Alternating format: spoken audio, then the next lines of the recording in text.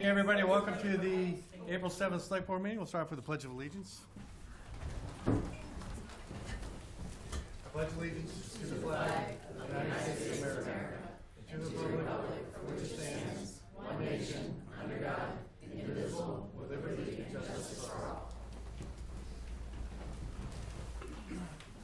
We'll skip the minutes to later. No additions to the agenda. We have several appointments tonight. But for tonight's purpose, I'd like to skip all the way down to 5D, application for alteration of outdoor premises, Arcpoint Brewing Company. Dave, you've got a successful business. We've been very supportive of your efforts. Do you have a 10-second version of what you want us to know? Yeah, so what we're looking to do is just kind of expand our operations a little bit for when we have special events, like when we had the Polar Plunge for Special Olympics. We have ideas about doing car shows and stuff of that nature. So what we're looking to do is just expand the usable property for where alcohol can be consumed, and that being the parking lot. Our day-to-day operations would not change. It's only for the special events where we would want this kind of flexibility to, have that opportunity and availability to just allow, like when we have car shows, for example, cars can be in the parking lot, hoods are up, people can be walking around. I would like to have a beer or a cocktail. We had that at the Polar Plunge when we did the one-day license. So we're just looking for this to be a permanent solution that's at our fingertips when needed. Yep. Only question I've got is how would you prevent underage consumption? The same way we do now, right? Which is, we have an ID scanner. Everyone in our company is tip certified, including all the owners. So we take that very seriously, and we have not had one situation to this point. Yep. And when people are out in that parking lot, and let's say you'll have staff out there to monitor. Yes. Perfect. Very good. Same way we do now with the property. The way it's set up. Sounds good. Yep. Very good. Ready? Yep. I move we approve the application for alteration of outdoor premises by Arcpoint Brewing Company to expand the existing liquor license to include the parking lot at 30 Front Street as an additional location for alcohol consumption. Second. Any further questions? All in favor? Aye. Very good. Congratulations, Dave. Thank you very much. I'll open up the seat. Everybody needs one. And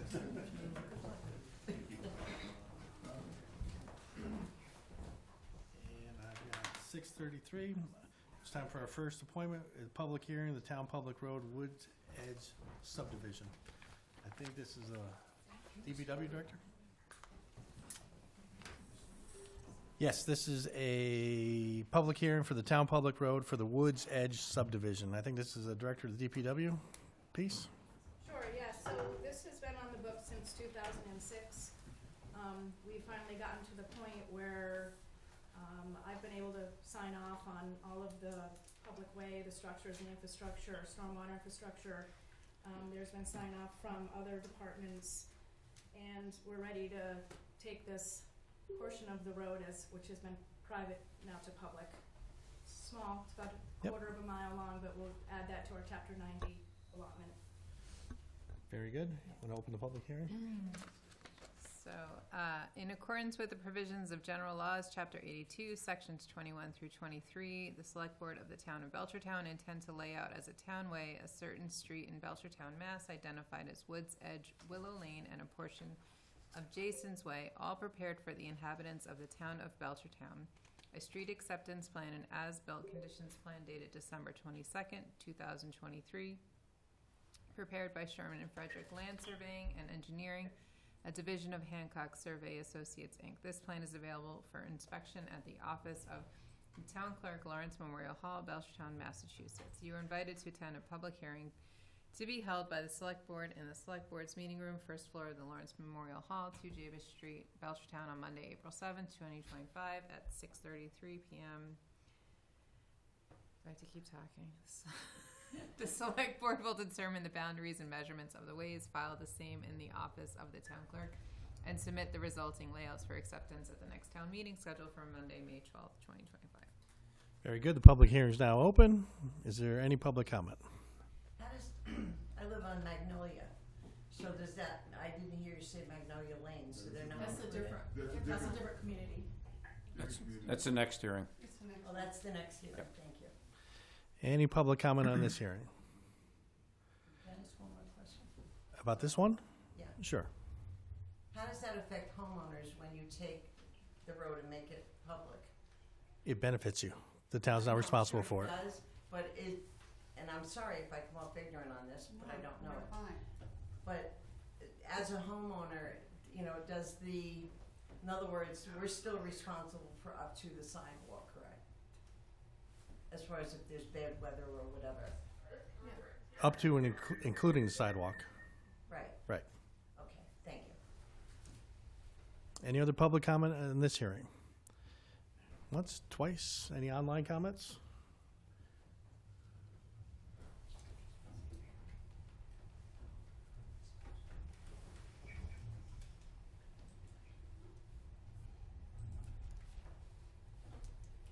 Do you see anybody up there, Kevin?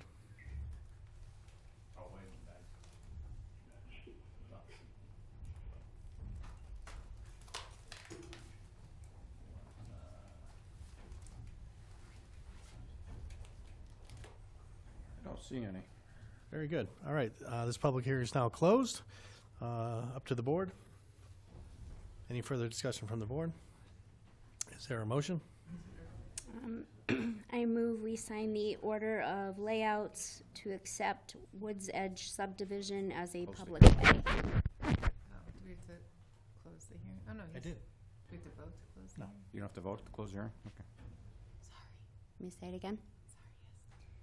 I move we sign the order of layouts to accept Woods Edge subdivision as a public way.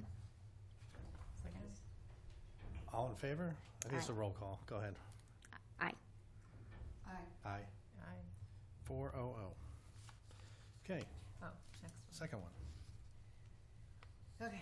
Notice of intention of select board to lay out a townway in public hearing in accordance with the provisions of general laws, chapter 82, sections 21 through 23. The select board of the town of Belchertown intend to lay out as a townway a certain street in Belchertown, Mass, identified as Hickory Hills Subdivision, all prepared for the inhabitants of the town of Belchertown. A street acceptance plan, Magnolia Lane, Sycamore Circle, Dogwood Drive, and Hickory Hill. Pages 1 through 4, dated October 19, 2022, by the Berkshire Design Group, Land Surveying. This plan is available for inspection at the office of the town clerk, Lawrence Memorial Hall, Belchertown, Massachusetts. You are invited to attend a public hearing to be held by the select board in the select board's meeting room, first floor of the Lawrence Memorial Hall, 2 Davis Street, Belchertown, on Monday, April 7, 2025, at 6:38 p.m. The select board will determine the boundaries and measurements of the ways, file the same in the office of the town clerk, and submit the resulting layouts for acceptance at the next town meeting scheduled for Monday, May 12, 2025. Public hearing is now open. Director Ledoux, anything you want to add on this one? No, again, this one is ready to be accepted. It's been on the books since 2008, and we've been able to inspect all the infrastructure, stormwater infrastructure, all the structures in the street, and we're ready to accept it and take it on as our responsibility. So happy to move it forward. Very good. Any public comment? Once, any online comment?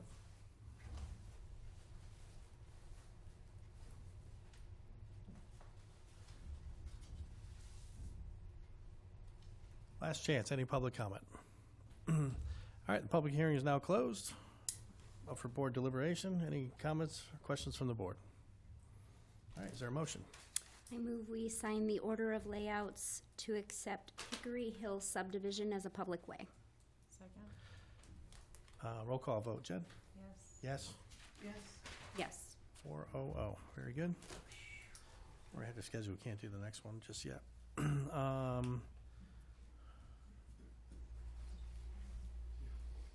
How about we move down to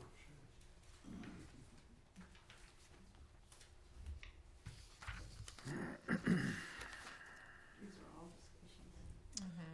they're all discussions. 5C would be quick. Okay, 5C. Steve, what do you got? So on the February 18th meeting, we presented the draft warrant for your review. there was an omission of one warrant article. That's to place money into the OPEB account. So that's in front of you tonight to add to the warrant. Very good. Is there a motion to add this? I move we approve the additional warrant article regarding OPEB for inclusion in the annual town meeting warrant list. All in favor? Aye.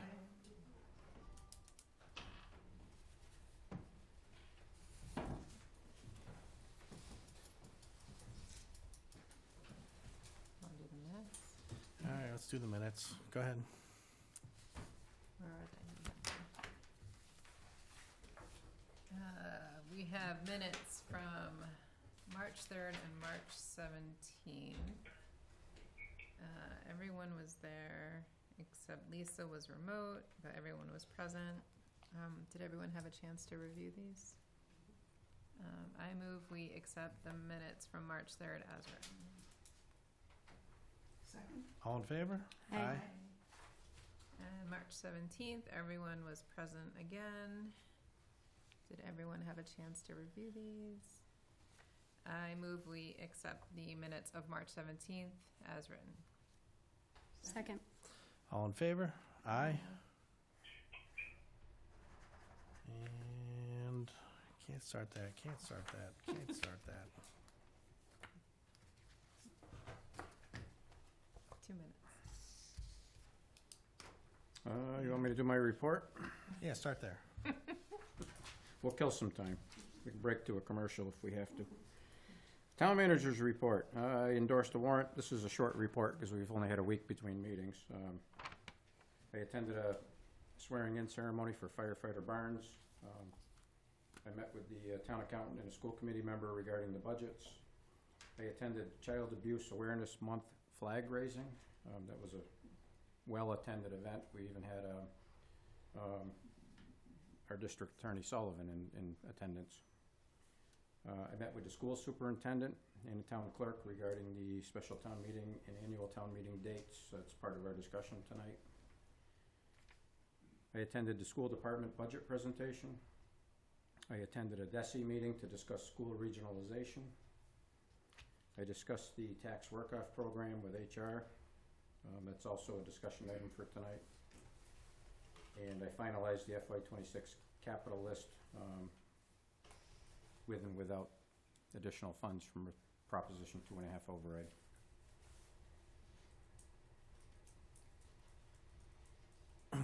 Busy week, Steve. I know you've been busy with town meeting and all the other things that go with this time of year. Thank you. All right, back to the appointments. 643, poll hearing, 2025-03 Jackson Street. Is this the one that we're not doing tonight?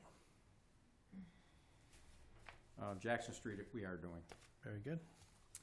You are hereby notified that a public hearing will be held during a regular meeting of the Select Board, which will take place in person and remotely at 6:43 p.m. on Monday, April 7, 2025, upon the petition of National Grid requesting permission to locate poles, wires, and fixtures, including the necessary sustaining and protecting fixtures along and across the following public way. Information regarding this petition can be obtained from Diane Close, National Grid at 413-923-3682. So this is for Jackson Street. Install one solely owned pole on Jackson Street beginning at a point approximately 80 feet northwest of the center line of the intersection of Carriage Drive and Jackson Street, and one solely owned pole to provide service for new pump station on Jackson Street. Thank you. Mike Live,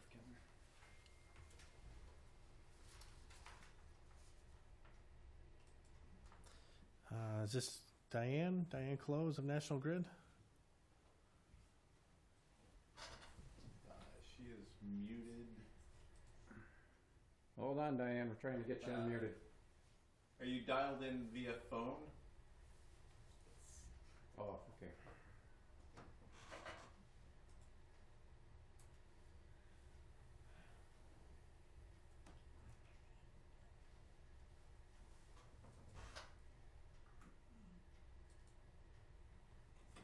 I can't. You can't unmute Does it. not look. You might have to switch the view over. Your active cameras. we can see her. It's just showing as muted on her end on both, as no sound.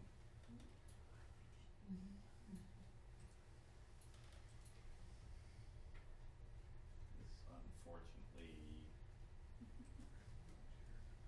there we go. She should. Nope, Can you hear me now? Yes. Gotcha. no, we. It just went away. I don't know what. Oh, no. Nothing. No, Don't do no, anything. You're good. You're good. All right. I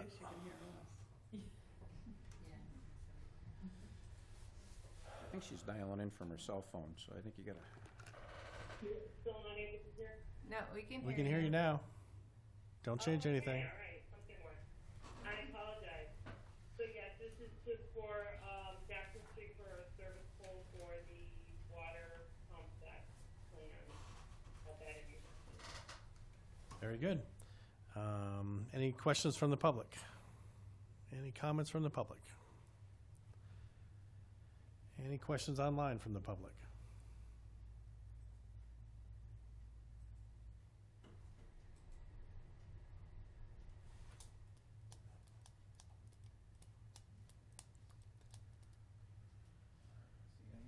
Just for a little bit of context, this is for a pressure reducing valve that's gonna be located right at the end of Jackson Street where it meets Carriage Drive, the intersection. So there's no direct abutters to that are within sight, so that's probably why there's nobody here.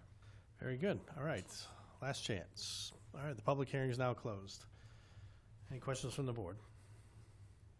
Okay. I just want to mention that the pressure reducing valve, we got a grant for that. That is correct. It's a one-stop grant, and that's to make sure that we can feed Carriage Drive with water in the future. Is there a motion? She's going to make a motion. I move that we, sorry, I don't even know.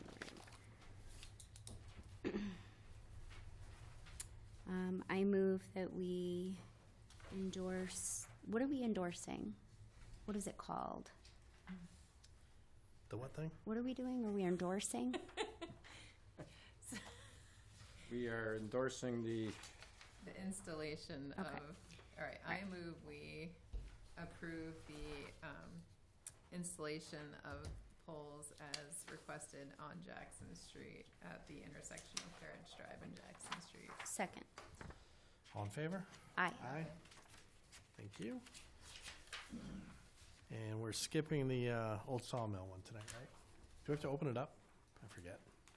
Is anybody here for Old Sawmill? Poll hearing? Do you have to continue it? No, it's gonna be a new petition, because they're moving it. So, I would say don't, just skip over it. All right, skipping over that. Very good. Our next appointment is Allegra Giovine, Communications Committee member, talking about the Communications Committee newsletter update.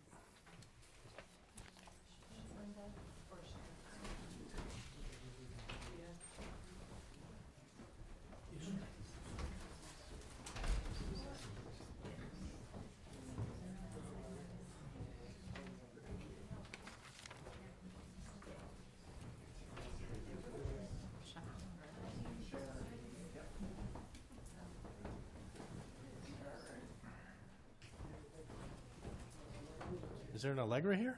Yeah, she's right there. Oh, there. It's like, We're just getting started. Yeah, so I'll begin. This is quick. My name is Allegra. I'm here as a member of the Communication Committee, and I'm happy to be here to introduce the Carriagetown Chronicle. This is a monthly email newsletter that grew out of work and conversations between the Communication Committee. I'm looking back there because we have a couple committee members. So between our committee and the town manager's office. And we started figuring this out last fall, and now we're just about ready to launch. And so we wanted to share it with you and get any feedback. So I'm going to run through it. It's under 5 minutes. Yeah, there it goes. Okay, so why an email newsletter? The purpose of the newsletter is to help increase and circulate information for residents and anyone else who works in or visits Belchertown. And this is actually something that residents said that they would really like when ECMO ran a survey for the communication committee early last year. I think over 200 respondents, 96% said some sort of digital email newsletter would be really useful. So that is what this project is about, and what is in it is each issue will contain news and updates from town departments and committees, and also nonprofit community groups and organizations in town. So this will include things like important announcements like town clerk registration deadlines, DPW work notices, also information about services and programs like the rec department is offering new classes to announce, or there's changes to hours at the transfer stations, stuff like that. Another kind of important kind of information to circulate is updates on projects and other work that's being undertaken by town departments and committees. Things like updates on grants, introducing new staff members, getting feedback on stuff through surveys and other things like that. And we're also hoping to include occasional informational pieces, things like tips on how to use the town website, information about invasive species that are crawling all over the signs in town, anything that could be useful to understand. And this is a real quick look at how we implemented this. So we created a page on the town website. It is live if you want to visit it. And you will find there all the information you need to understand the newsletter project. And you can also sign up. Anybody can sign up using the embedded sign up form. After you sign up, shortly after you sign up, you will receive a welcome issue. That gives even more information about the project, introduces some of the people who are working on it, fun stuff like how we figured out our name, some of the historical background behind the name, things like that. And for departments, for committees, for organizations that want to share information through the Carriagetown Chronicle, we're going to be doing a lot of outreach so that they have the information on how to share submissions. And that's what this stuff is. So we created an online web form that people can use to submit announcements. They can also just email us directly. And we also created a submission guide to give folks a sense of what sort of stuff to submit and some examples. And then here's where we are. So it's April 7th. Oh, it's not quite on the screen yet, but there's a calendar coming. It's April 7th. We're presenting to you. We should have a star there too. April 8th, tomorrow, we're hoping to launch and to begin doing advertising it, promoting it, doing outreach, sending emails to people to let them know that this exists. And then we're basically going to keep doing that for the next week and a half. Keep getting in contact with people to let them know. On the 22nd, after the holiday, town departments and anybody who's indicated they want reminders, any committees who want reminders, will send an email out around the 20th of each month to let them know, hey, submit by the 25th. We get your stuff by the 25th, we'll definitely get it into the issue that we send out on the 1st. And so we're hoping this May 1st will be the first regular issue that we can send. And then every month after that, keep it going. And that's pretty much it. There's a lot of other smaller details about how we put things in place, and I'd be happy to answer any questions, but I also just wanted to thank all the people who have been involved to help do this. So we're really excited to launch it. And that's it. Thank you very much. Thank you. Amazing. Any questions from the board, comments from the board? I think this is terrific, long overdue, and just want to thank you and the other members of the communications team, as well as Steve Williams and Kevin, for getting together and producing something that I think will be a real benefit to residents of Belchertown and surrounding communities if they want to sign up as well. Yeah. That's excellent. It shows real presence and lets people know what we're doing. So thank you. Thanks.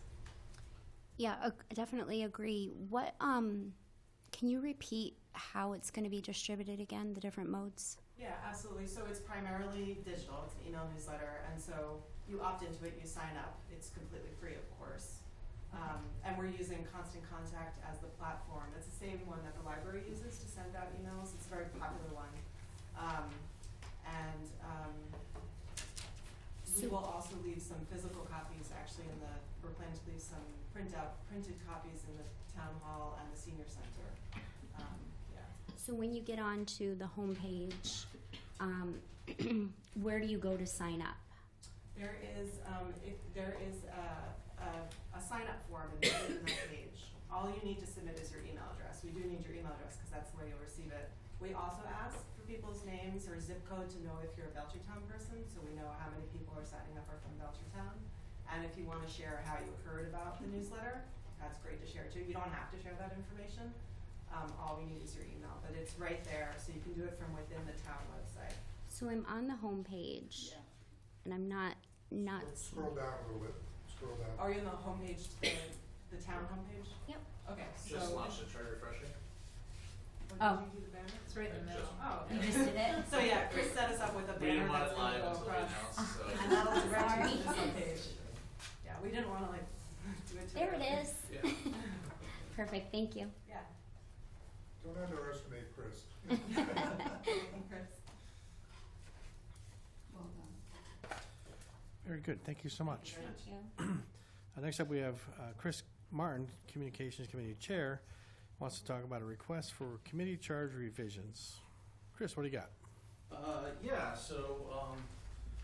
With the hiring of the communications manager and the BCTV general manager, the communication committee helped out a lot in creating those roles.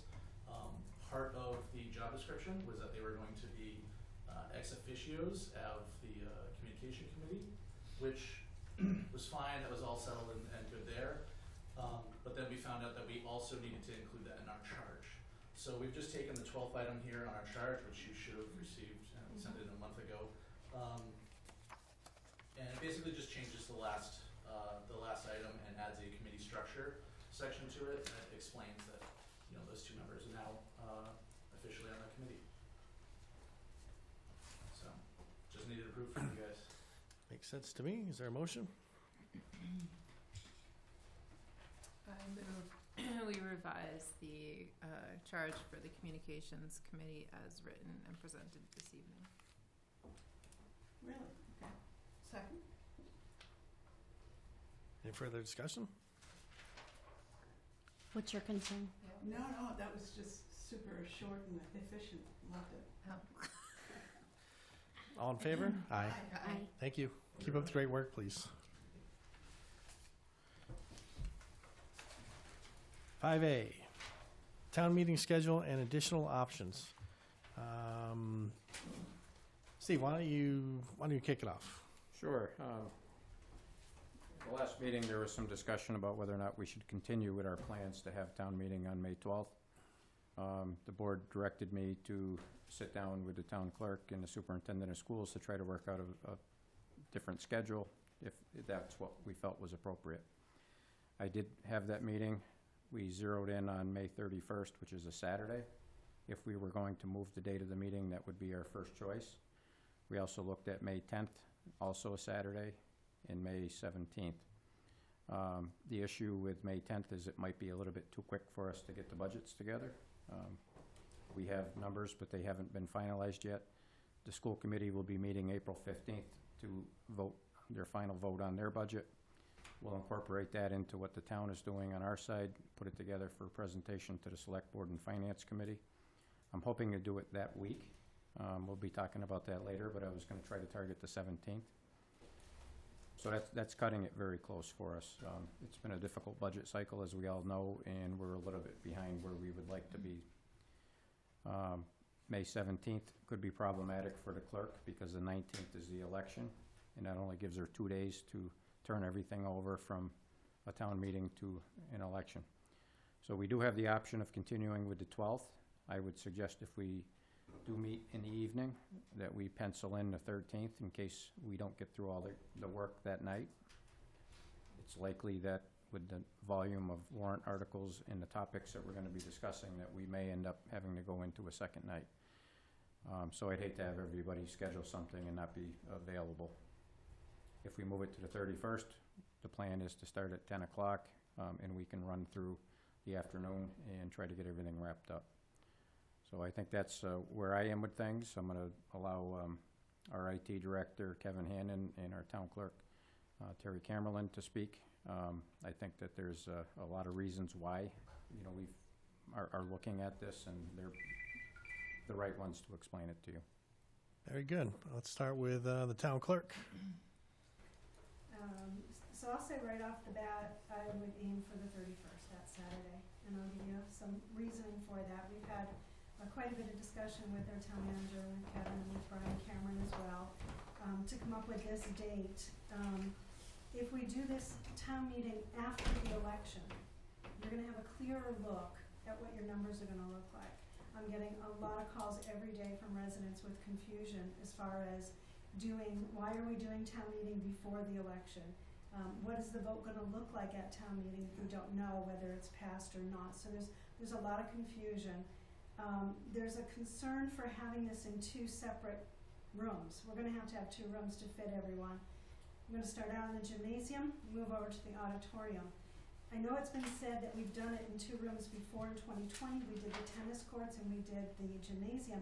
But I want you guys to remember that that was during COVID. We were all 6 feet apart and it was not 1,400 people that we were trying to juggle. If I'm gonna be doing this in 2 rooms, my main concern is the security of the vote. I have not quite figured out in my head yet, and if it's what you decide to do, I'll figure it out, how to secure 2 rooms. I'll need registrars in both rooms, how to keep the clickers in a voter's hand, not being transferred to a non-voter's hand. We're gonna have a lot of electronic that Kevin can speak to, of trying to get this set up. In my opinion, it would be a logistical nightmare to try to do this in 2 rooms. The other concern is if we do stick with the 12th, there's no way we're gonna get through 40 some odd articles in one night. So we're gonna be looking at 2 nights. And then do we tear down in between because there's school the next day, right? They're gonna have to use the gymnasium, they're gonna have to use the auditorium. So we'll be tearing down and setting right back up again. So it's very labor intensive to do that. If we do also have it in 2 rooms, we've talked with Meridia, who is our clicker vendor, and they're requesting that we do have one of their staff on hand, just because there should be 2, one in each room, in case there's any technical problems. Kevin is well versed with Meridia clickers, and he can be in one of the rooms, but they're insisting that we have somebody, which is going to be an additional cost to have them come in. Let's see. If we do it outside, so my vision for outside on the football field, right, there's one gate to come in on the track. It'd be much easier to control the in and out. If somebody leaves, we can take the clicker, go to your car, go to the restroom, whatever you need to do, because it will be a long day. Then we can get them checked back in more efficiently and securely that way. If we're all in one space, you can hear each other speaking at the same time. There's not going to be confusion of who's talking in the other room. We're all together making these decisions as one big group. Also, if we start at 6:30 with the special and start at 7 o'clock at night with the annual, by midnight we're all going to be exhausted. But if we start at 10 in the morning on a Saturday, by 2 in the afternoon, you're still pretty good. You're going to be all right to be continued and keep going with this. I just feel like this is such an important vote for our community that I want all voters to have the opportunity to be heard and to hear what's going on and to make an informed decision for this one. So I would advocate for the 31st. I will say also, if you guys say you want to do it in 2 rooms on the 12th, we will make it work. But that's my opinion. Is Superintendent Cameron, you agree on the 31st? We're going on the 31st. IT Director Kevin, what do you think? I have many of the same concerns that Terry has. I think while we certainly could do 2 rooms, we can make it work. There are a lot of logistical challenges as far as moderators, as far as keeping people speaking in either room. And if we do it prior to having a set budget, I think there are going to be a lot of amendments. It's going to be very difficult to track the amendments and what we're voting on and keeping all of the numbers straight. I think it's moving it to the 31st is going to remove a lot of complexity. Moving it outdoors is going to remove a lot of complexity. So I'm in favor of both of those things. Very good. Any questions from the board? makes total sense. The question I have is, lunch. People have to eat, so, is that built into this? My suggestion is to bring your own snacks. Plan for it, we're all adults. Or pick up pizza. Okay.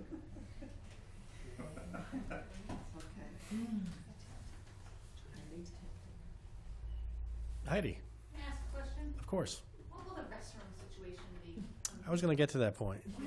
We're gonna have We're porta just potties. covering lunch first. We'll do breaks. Yeah, Lunch? Steve talked about bringing porta potties in, Okay. so we'll have that taken care of. Do we have enough clickers? We're gonna be renting 2,000. Okay.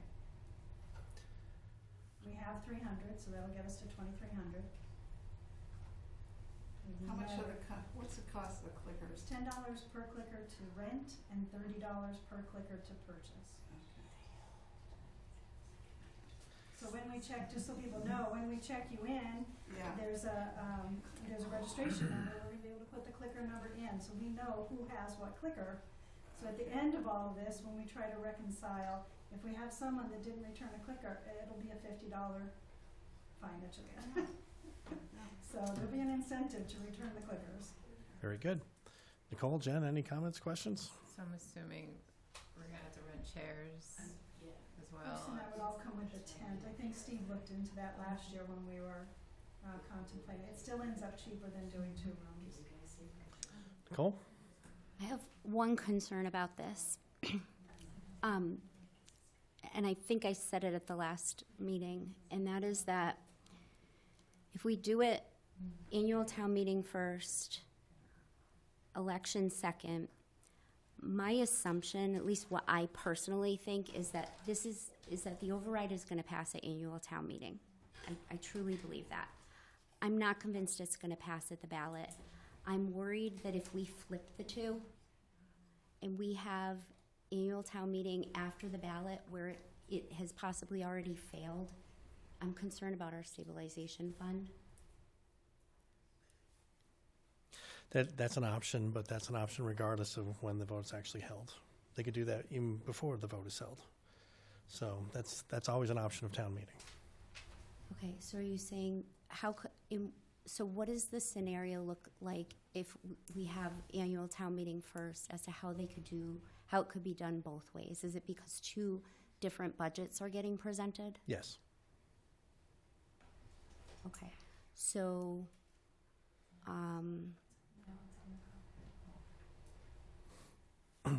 Optimally, the ballot should come first. I mean, in a perfect world, the ballot comes first. That way town meeting understands what they have to deal with.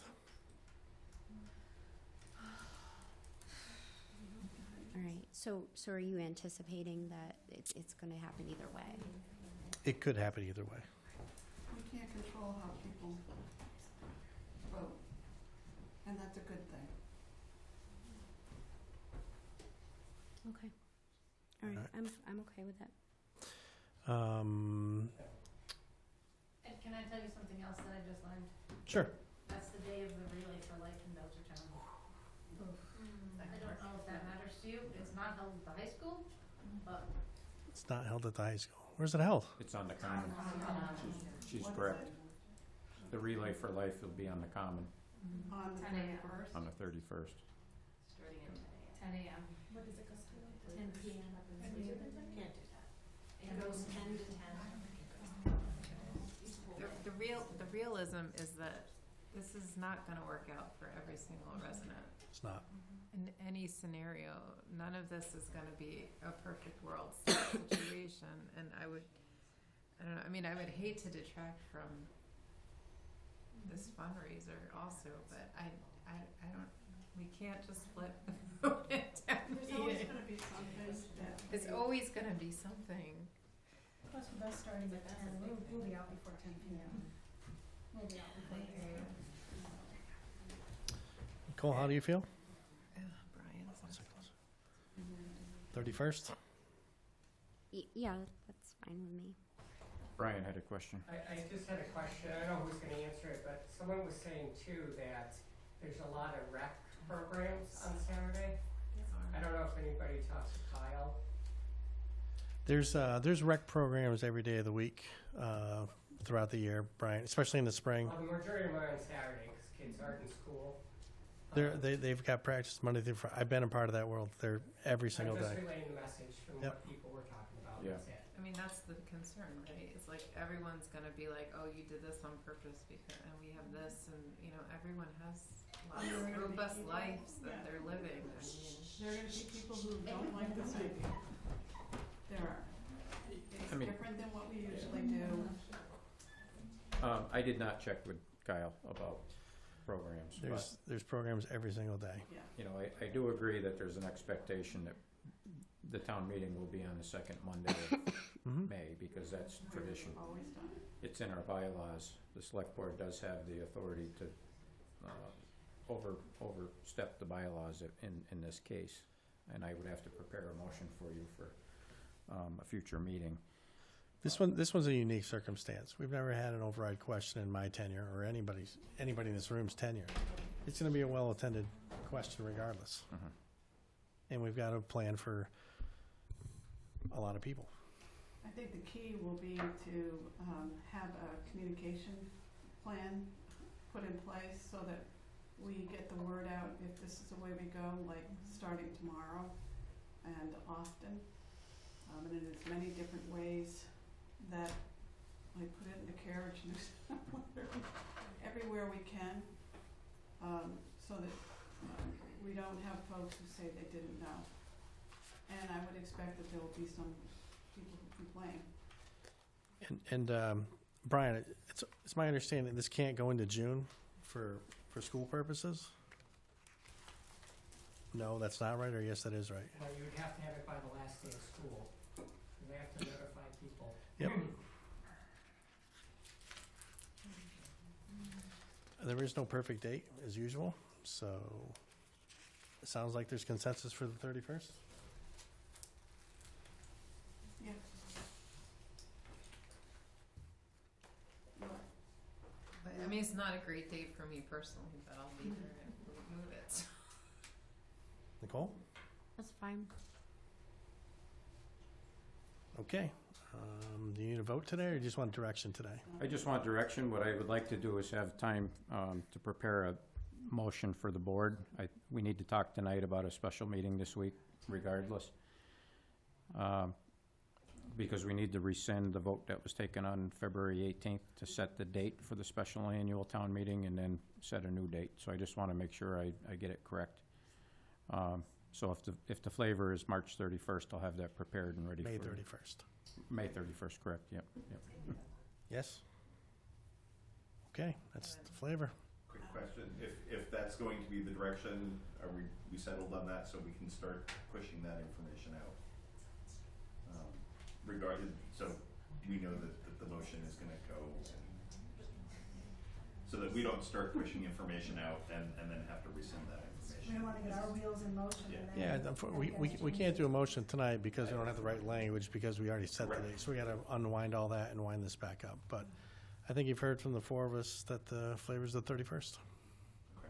I Thank keep thinking about what else could Yeah, there's- potentially There's always something. go wrong. I mean, the sound is gonna be fine. Yes. It's going to be a lot easier in one space. Okay. It'll be a very traditional setup. So I think you brought up a very good question regarding communication. I think you can Oh, no. communicate this like beginning tomorrow, because we all know how we're gonna vote, right? So we all said the 31st. Yeah, Okay. okay. Thank you. Yep. I think Ruby Bonzal has a question. I'm curious how the weather will impact having it. Yeah, actually, I was gonna bring that up too, right? So, in addition to the porta potties, I'm guessing we probably need an ambulance there. I guess we need, tell people to bring their own water and their misters and stuff like that. But like, would it be canceled if there were, say, lightning? Oh, God. I'm just asking the question. No, you're right to ask. It's a good question. Well, I mean, if it gets it could get postponed for any number of reasons, right? Lightning, that's probably one of them, right? Metal poles in the ground, probably a bad idea. On a big field. Yeah. I'll be in the bleachers. They're all metal too. If anybody gets struck. But it's May 31st, so April showers hopefully will have ended by then. Yeah, so what is the backup plan at that point? I'll look into it. At this point, there's just so many different things that we need to button down with this meeting. You know, this is something that's unheard of, to have to plan for 2,000 people. We did it last year, so we had some of the stuff in place. We already knew the size of the tent, if we were to do it outside. We already knew about the clickers. I already had a preliminary budget set up. So I don't know if we can just simply postpone it a day if we had severe weather. But we could have the same problem indoors if there was, you know, power outages. Can you pick a date with a weather date? You can, we'll sign off on Yeah, that. I'll find out. I mean, having an emergency plan in place just in case, hopefully we don't have to use it. Yeah, Just good planning. a weather date. Could be the very next day. No, maybe not, that's a Sunday. There's a state law in place that allows you, as select board members, to change the date in case of a weather emergency. Oh, perfect. So that's already on the books. Okay. I have a question for Brian in that case, because if we have a weather emergency and we delay, that's gonna mess you up, it's so close. So what's the cost-benefit analysis of busing everyone to the Mullen Center? It just sounds like a very expensive meeting. Actually, yeah, Heidi just brought, I mean, this is graduation season. Good luck, there's nothing. Why don't we all just think positive? It's gonna be sunny, the sun's gonna be shining. Yeah, but Ruby's right, we need to have Not too hot, yes. Not too hot. backup So plans. Steve, you could pick May 31st with a weather date. Okay. Yeah, I need to get working on this because, as Brian said, we're right in the middle of graduation season. Getting a tent is gonna be critical because it's a big tent. Do your best. Sorry, another, Is there another hiccup? Is there another hiccup? Well, just the parking situation too. Like if we have enough parking or if we thought about like how that might. Nope. Play out. It's at the same location that the other meeting was going to be held, so parking. We can encourage people to carpool. Yeah, okay. Yeah, you know, I did talk to Brian a little bit about parking, and when they have graduation, they have upwards to 1,400 people in the gymnasium. I believe some of that is people parking over at Chestnut Hill, Swift River, so they make it work. Okay. We'll figure it out if we have to put people over at the senior center. Do your best. So May 31st with a rain date, hopefully. Don't have to. Okay? So we will start to advertise as tentative, and I'll have a warrant, a motion prepared for the board. Very good. All right, continued discussion, town meeting access. What is this? This is, the, Oh, this is, Child I think care. this is me. Okay? Lisa, it's on you. So this is a proposal for, specifically for providing childcare, so that more parents can attend, town meeting. And also at the same time to offer, transportation for senior citizens so that, we're basically increasing accessibility for those two groups.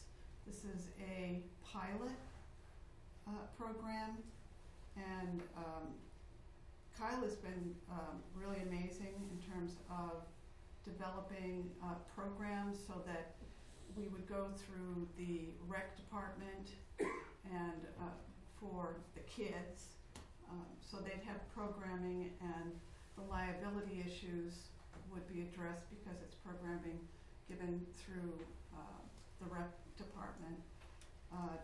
Jessica has also been amazing, and there is a van that she said can be used for town meeting, and we can use that van to bus in senior citizens who might not be able to participate usually in town meeting. So we realize this isn't addressing all of the different areas where there might be blocks to accessibility. This is just a beginning point, but we heard from a lot of residents that not having childcare was an impediment to attending town meeting. Either one parent could go, or they both had to stay home, and so this would allow greater participation. And on the senior side, like I said, we heard that transportation was the issue. How does this Square change with this if year. we move to I Saturday? know. So, when we were talking about this, I realized that we might need to push this until next year, when we have a regular town meeting, because I don't think Kyle we were talking about an evening. Mhm. And now we're looking at all day, and I was just thinking it was really gonna be a logistical nightmare. If seniors wanna leave early, if, parents wanna leave, so this was before we knew we were gonna have a very special town meeting. Now, having said that, Whitney's not here, and Whitney and I have been working very closely on this, and I don't feel comfortable, voting on this without her participation. So, I don't know, Steve, what do you? No, I agree, and you didn't give yourself any credit for working on this when you said your speech, but this is something that Lisa and Whitney and our DEI committee have sponsored and have championed to the point where I think it's a great idea. And I really wish we were rolling this out on a year where we didn't have such a long meeting scheduled. It just adds a high level of difficulty. I don't think we should make any decisions tonight, because I do think we need to talk a little bit about the logistics that have now changed. Prior to this, we had hoped to use the cafeteria, and parents would either be in the gymnasium or the auditorium, so they'd be much closer. Now they're going to be across 2 parking lots and a soccer field. We're doing this during the daytime, which means parents will have to pack their children a lunch, because we're not going to provide food. It is a Saturday. Some people may want to leave early, so there's a few things that I think we need to talk a little bit more about. So I guess right now I'd just like to punt till the 22nd for that meeting, and Whitney will be back, and we can kick this around a little bit. Again, I think this is a great program. I think both of you did an excellent job putting the report together and crossing all the T's, dotting all the I's. It's just that this is such a difficult meeting to try to start a pilot program, so we got to be very cautious about it to make sure that it works. So if you don't mind, we wait till Whitney comes back, and we'll take it up again on the 22nd. I think that's a great idea. Can I just say one thing about the kids, though, for all day? You can't assume that they're gonna have food brought in by their parents or guardians. So you're gonna have a backup plan to make sure that the students or the children have food. We see it every day in school. Yeah. They come in without snacks, some of them want to get free and reduced lunch. So just throwing that out there, so you don't run into problems that if they're gonna be there all day, you're not gonna get everybody to bring in lunch or snacks for the Well, this was really, when we were doing this was about an evening. at night, and that's the only reason You why know. I'm sharing it. I'm not trying Yeah. to tell you either way. Yeah. I just hate for you to get in a bind when it comes to kids not eating. I think my concern too is because this is a pilot program, for people who are critical of this, I wanna see it be successful. Sure. And so, having it more limited, even though we've worked on it all this year. No, I understand. I just don't want you to be blindsided by that. Okay, so that's off the table for now. We'll pick it up in a few weeks. 5E, the zone change, town-owned property. Steve, you want to give the short version of this? Sure, we have a request to change the zoning on approximately 10 acres of town property that's located behind parcel D, which is under the administrative control of our EDIC. That's behind Anytime Fitness. If you recall, we talked about this previously. The EDIC had asked that the town consider transferring that 10 acres over to their development planning. They called it the keyhole. It basically squares up their property so that any future economic development would have an easier time laying out lots for sale. The problem is the property is not zoned for business use, so it needs to go to town meeting for a zone change. It's Ag A right now, and they want to put it into business zoning. So that's what the ask is. And I believe you just need to remand it back to the planning board. Oh. And we can remand it back to the planning board. I was at this meeting, so I know all about it, but if you guys have questions. Does anybody have any questions about this project property? No. So I guess remand it back to the appropriate group. Steve? Maybe you can ask them if they're willing to put that parcel that's right there on 202 for an even exchange, please. I'll work on it. Thank you. Tax Workoff Program parameters. I believe this is a Lisa discussion. Well, I'm gonna actually kick it to Steve because he's worked with other town officials and I appreciate the work that that all of them have done on this. Unless you want me to. I gotta find my notes. Hold on. I don't think they're far in here. So on the upcoming town meeting warrant, we have 5 different articles for tax relief. We have 2 voluntary contribution authorizations. One is for veterans and one is for seniors. Very similar to what we do with the scholarship contributions. When you receive your tax bill, there'll be a place indicating how you can donate, and that's voluntary. There's also 2 questions for the HERO Act, which increases the veterans' exemptions and abatements. And then there'll be a question for the Tax Workoff Program. And what a Tax Workoff Program is, it's authorizes the town to implement a program to allow veterans and seniors to work towards a reduction in their taxes. If we're authorized to do that, there'll be 2 committees that'll be necessary to be formed. Well, 1 committee. The other, the veterans program would be administered by our veterans agent.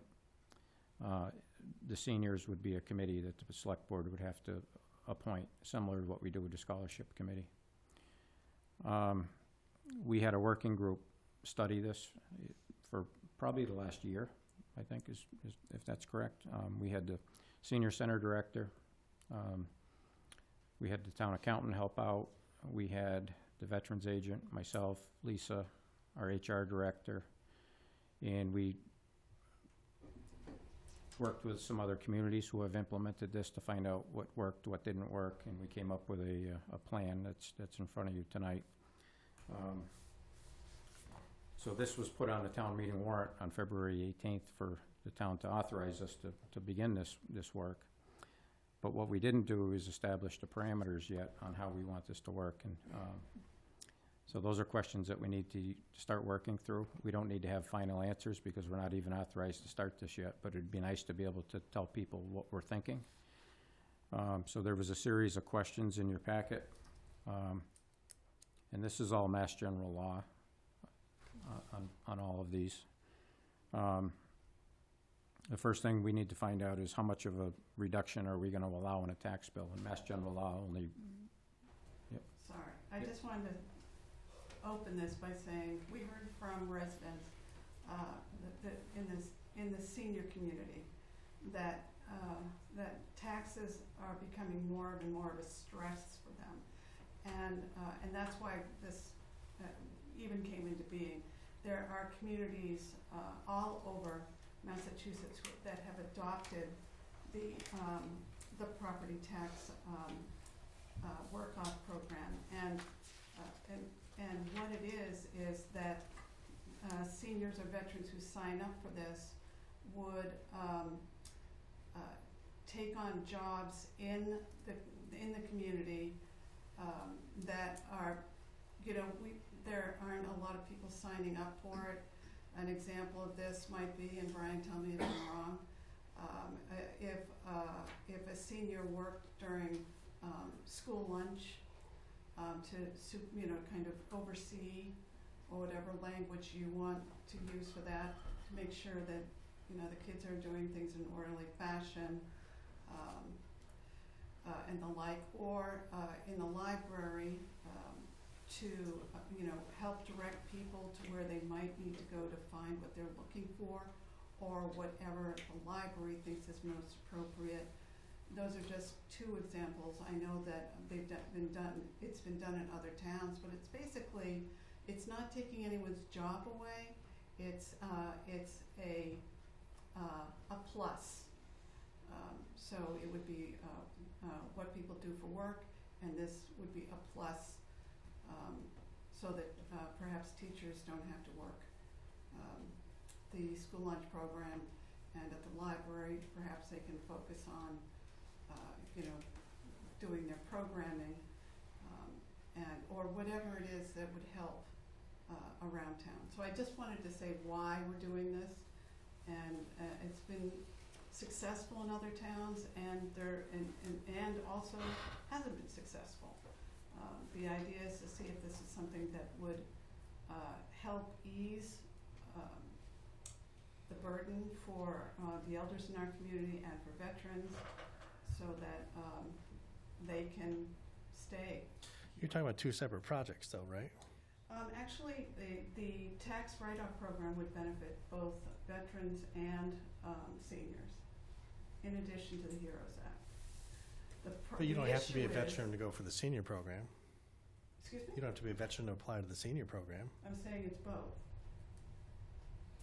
It's one or the other, right? You don't have to be a veteran of any age, as long as you're a veteran defined by Mass General Law, Chapter 4, Section 7, Clause 43.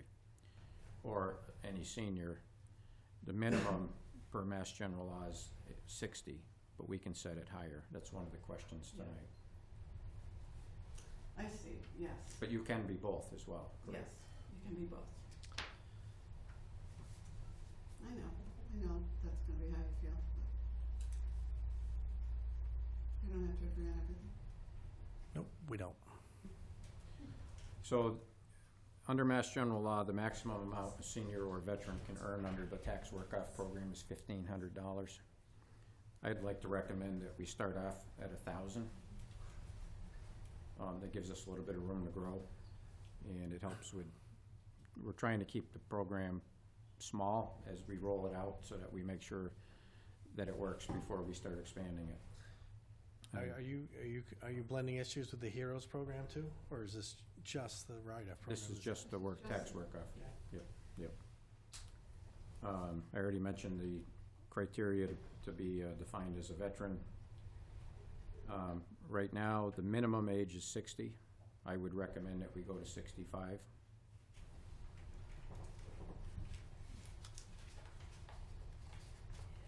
We have to talk about income thresholds. So you have, there is a, let me make sure I get it right. For income eligibility for seniors and veterans, what we were looking at is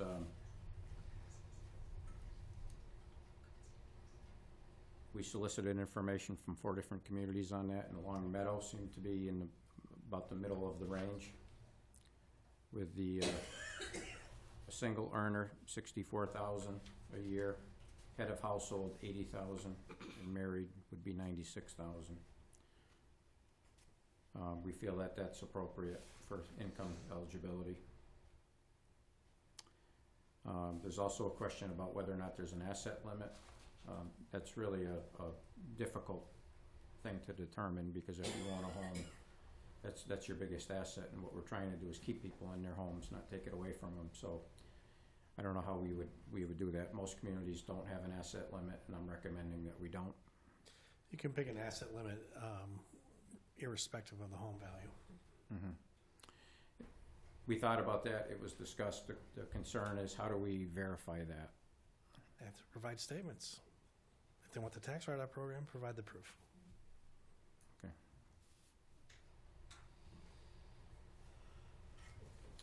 We also talked about the number of participants. We would like to start small, maybe year one, do 5 on the veteran side, 5 on the seniors.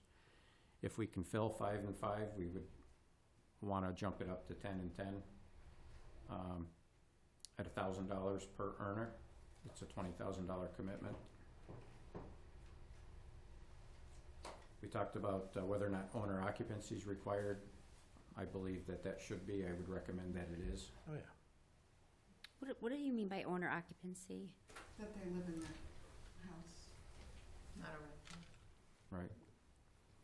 Oh, okay. Mm-hmm. We also talked about how applicants would be selected through a lottery, first to apply. What we would like to do is select first to apply and just take the first 5. And then in subsequent years, those first 5 would rotate to the end of the list, and we would allow other people to participate first, and if there's still room, then consider their applications. And they would have to be qualified. We'd have to query check them depending on where they're working. So it's not automatic that they would get the job, but we would consider their applications first and work through the list. We also asked about proxies. This is one that we struggled with. We really didn't have a good recommendation for the board on proxies.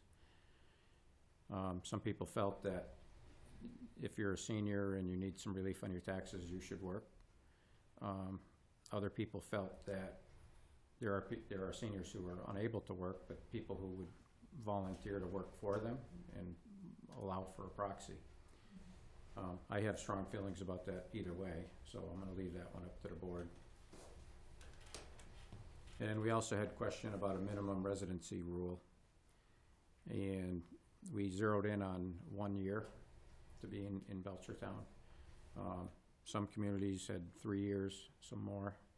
It really, to me, it's a senior's a senior, a veteran's a veteran. If they live here and they can show home ownership and are struggling and need to work off some of their tax debt, I'm willing to allow them. So my personal feeling is as long as they're proving home ownership, let them do it. So no residency requirement other than they live here now. Other people felt a year would be appropriate. So I'll leave that one up to the board too. And that was really, those are the criteria. So it's open for your discussion and consideration. And that is on your packet on page 5. Is that just for the senior program? The Senior Heroes and program? veteran. Senior Yep. program? Yeah. Yeah, the veteran's a little different because obviously you don't have to be over 60 to be an eligible veteran. But that's the gist of it. So seniors and veterans are both part of this program. But not part of the Heroes program. That Only- would just right. be veterans.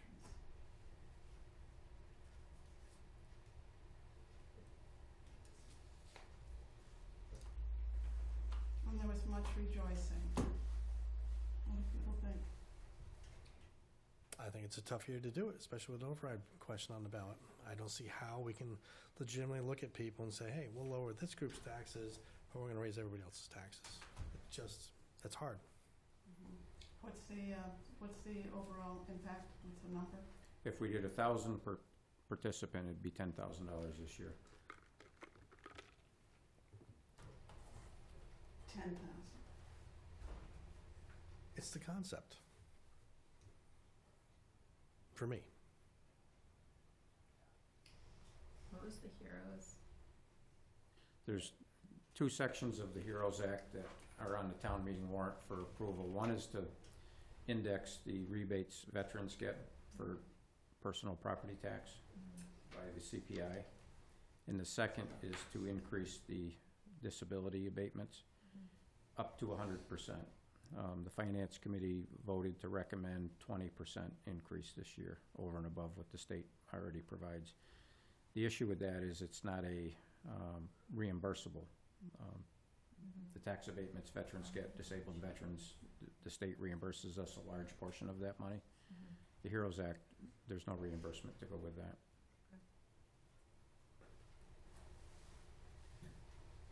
So the first part sounds reasonable, the second part sounds less reasonable.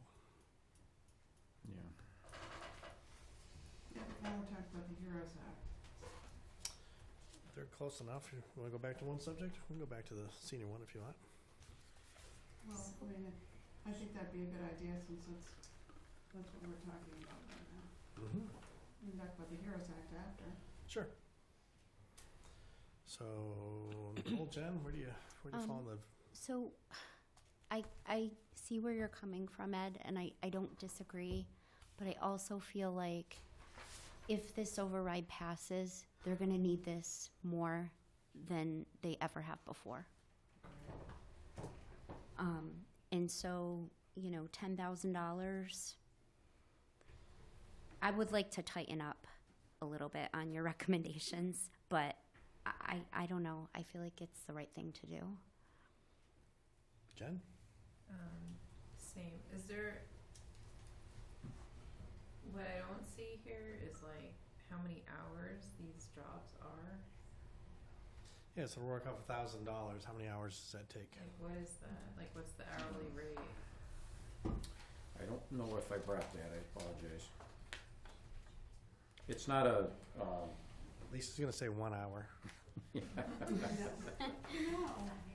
no, it's not a, Well, I wanna say it was $15 an hour. I think you're correct, that's the maximum amount. And, you know, again, this is for, work that would help, it would be a benefit to the town. Yeah, I'm just, It's not taking anybody's job away. yeah, I'm not even suggesting that. I just don't, as part of the criteria, it would be good Yeah. to see I what. think it's $15 an hour. What It's the been a while jobs- since I revisited that, but I think that's what the No, number is. Is That- that that's minimum correct. wage? Yeah. 15 is minimum wage? Yeah. No. So it's not a lot of money per hour. And it's, you know, this is a very conservative approach. Yes, we are giving a break, but for just a very small group of people. And I do think it shows that we're hearing that, the taxes are problematic for some of our most vulnerable populations. I'm a veteran. Can I get a break too? Nope, sorry. John's a veteran. You gonna give him a break too? In a few years, you'll be able to get a break. Yeah, in a few years, Ed. Wait, so they have to be a veteran and they have to be 65? No, it's one, they both have to be 65 or over. That's So the then one thing. where's the veteran part I come mean, I in? guess I don't understand what the difference is between seniors/veterans then. Why don't we just call it senior?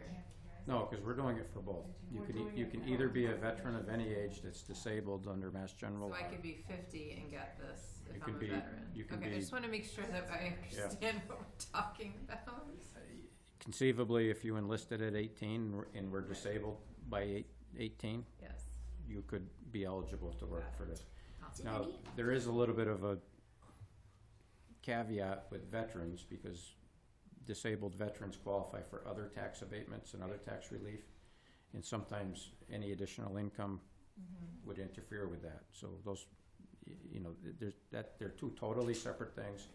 But the Tax Workoff Program provides relief for both veterans and seniors, but you don't have to be both That's right. to get it. The term is disabled veterans or whatever, and Right. seniors.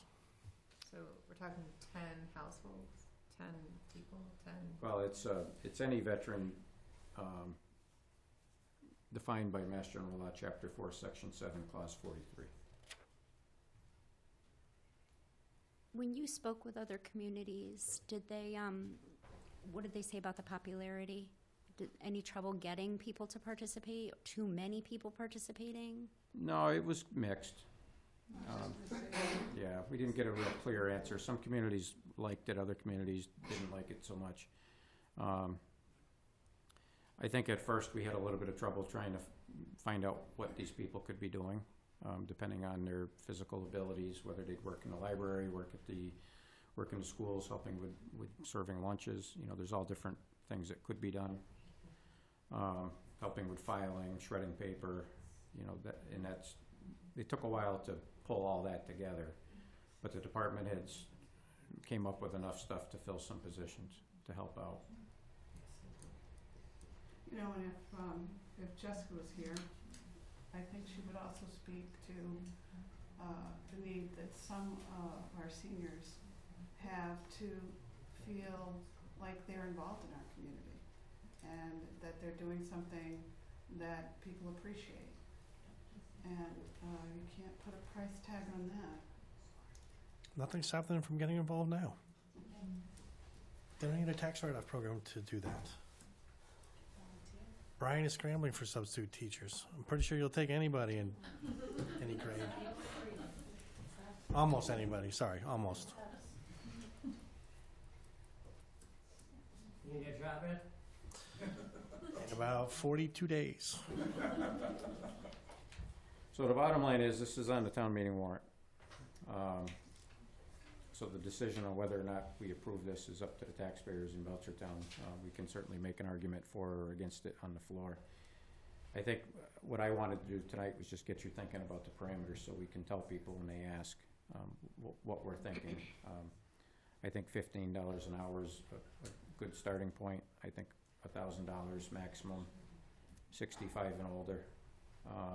So do you want to solve this tonight, or do you want people to approach you? However you want to handle it. Let's do it. Let's pull the trigger. What? On The setting parameters. the parameters. I'll put it out there. I think 65 is good. I think we should allow proxy. I know, we take care of my mother-in-law, and, if we could get a break by joining this, we would welcome that, because that means that little bit more money would go into other services that she gets. So I agree with the proxy.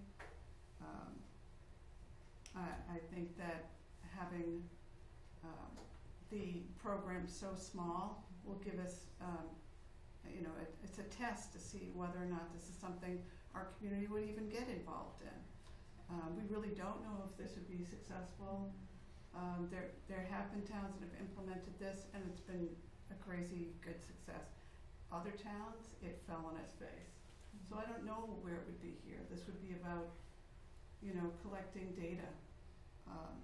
But I do think offering it, especially if the override goes through, shows a bit of humanity, which I think we could use more of these days. Asset limit? Oh, no It's asset too limit. difficult, yeah. $250,000. What is it gonna be, just an affidavit? Exclusive on the home value. Maybe we should vote on that one separate. I think you're right. Sure. Okay, so we'll table that one for the second. I have an issue with the what did we say, 60,000, 64,000? That's a pretty affluent community, Long Meadow. I would have set it at 50,000 and below. I mean, if you think about it, Social Security right now on average is paying about $2,000 a month. Figure if they're even bringing in 401k distribution, I mean, that gets them to 48,000. I mean, I would go lower. Want to do 48? I would go 50. 50 for single, and then it looks like they increased between single and head of household by 16,000, and then added another 16,000 for being married. Yeah, you could just do a proportionate percentage. The asset thing though bugs me, because how are you gonna get that information? Is it just an affidavit that they're gonna sign? If they bring in their tax return, all their dividends and interests are there, and you can make an educated guess as to their asset limit. Okay, so what are you On looking top of at, that, like they their gotta adjusted provide their gross income? DD 214. They have to provide what they're, like, it's just one more piece of paper that they gotta provide. No, but I'm willing to vote yes on this oh, if we make it intended for the people that are there.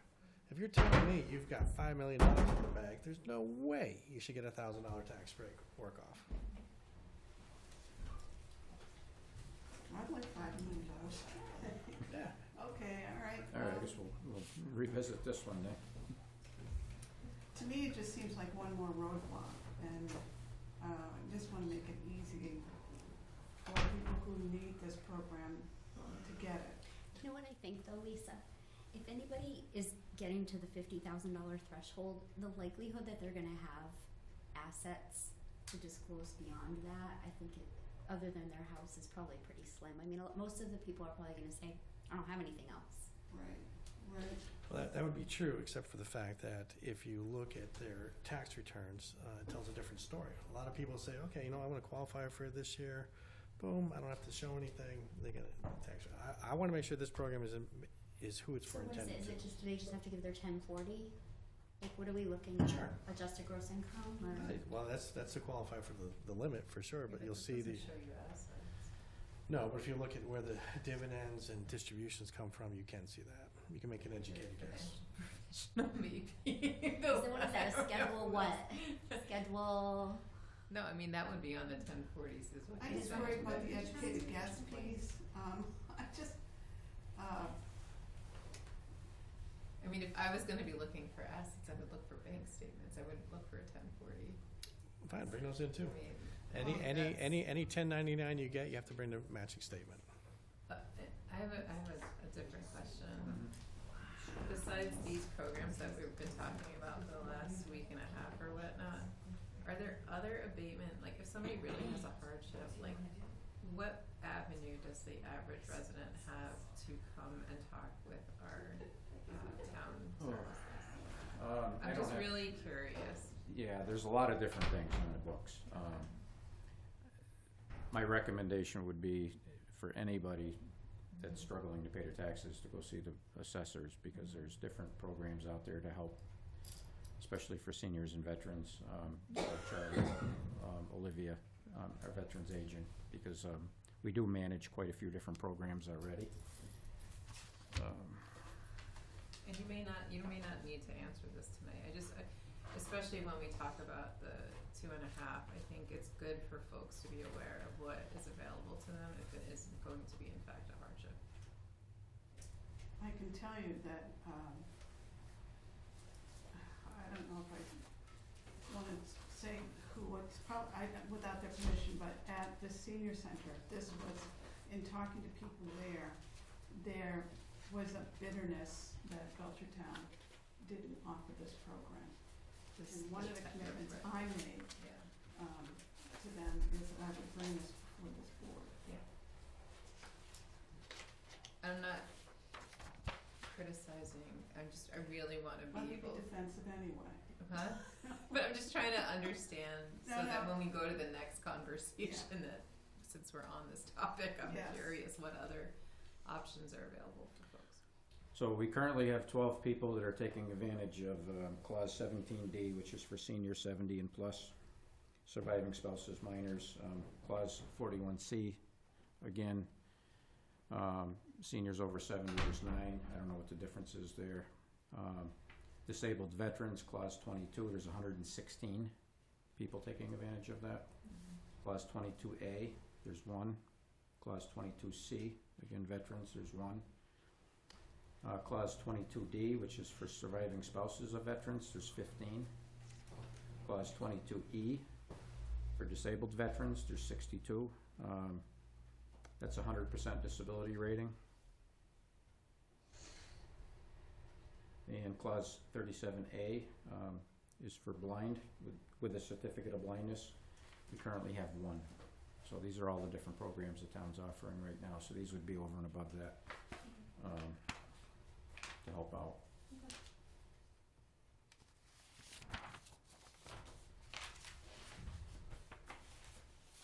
So we maintain, well, the Board of Assessors maintains what's called the overlay account. That's money that's set aside every year to cover the cost of these programs. So if we were to implement the HERO Act or the Tax Workoff programs, we would increase the overlay account proportionately.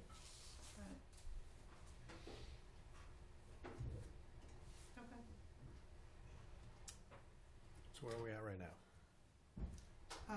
Well, I think, are we all in agreement with the age and, I can go, if you're gonna be more comfortable with 50,000 and then move it up. So 50,000, 66 for head of household and 82 for married couple. Okay. The proxy, I don't know where you guys stand on that, Fine with that. Jen? Yeah, that's fine. Okay. Are you okay with 1,000?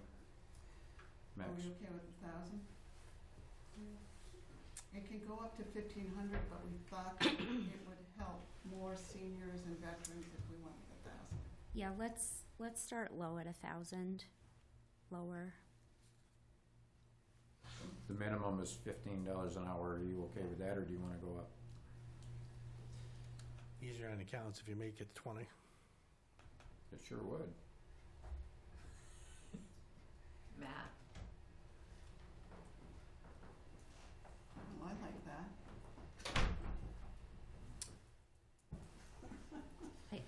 I'm still not liking the asset thing. I think it's gonna deter. I do too. Well, I don't know. I have a I problem don't with think the we need asset. it. I And just, a lot of towns don't. We don't do a lot of things other towns do right now anyways. How do you I even- just think it adds just an impediment. Like, really? Don't you want to make sure this money goes to the people that need it the Yes, most? yes, I do, but I also Okay. don't want to make it difficult. It's I not don't think it's difficult. that difficult to just, Forms, part of Me- the application package. Steve, what do you think? I think if I had $5 million in the bank, I wouldn't be here tonight, let alone volunteer Well, for that's what I'm 100 hours a year to Well, I pay mean- off my tax when bill. you go for a 50 loan, 50 right? hours. Well, can I just say, like, when you, like, do a loan, you have to provide like a personal financial statement, and that is perfectly adequate. I don't think that, I mean, even when you do, like, student loan, like, any of it, like, I don't think that that's out of So line. if we do it, what's the limit? Oh, that part I don't know. Pick a number. Almost 250, 3, 4. Irrespective of the home itself. Yeah, right. I mean, 250 is fair, it's high. I think so. And that's exclusive of their home, Yeah. so it's anything over and above 250, okay. If that gets you across the line, It does. okay.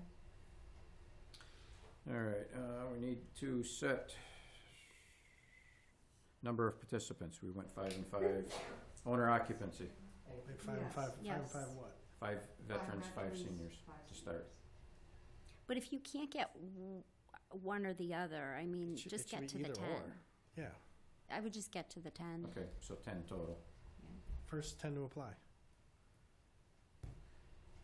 All right, Does that give the appearance of, are we being fair? I just want to check that. I believe so. Then number 11 through 21, they're first in line the following year.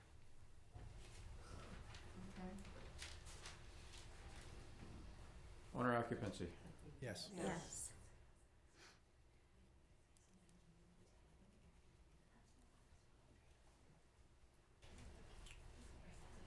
Okay, first to apply.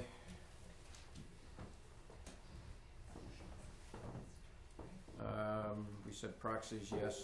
Yes. Minimum residency, 1 year, 3 years, 5 years. 5 years. 3 years. 0 years. 3 years. 1 year. Jen? Meet in the middle at 3. Technically, the weighted average is closer to 2, but What? Jen? What? Yes, hi.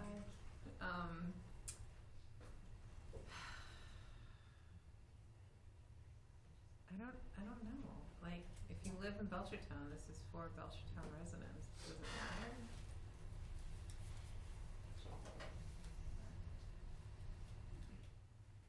I don't know that it matters. I don't know that Doesn't matter. I don't know that I have a strong opinion about this one. we gotta pick a number for that. 0? Is that what you said? I said 0. 0, like if they just moved into I town. say 1.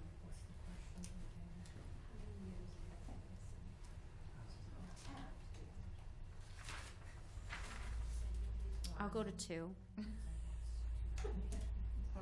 I'll go to 2. Two.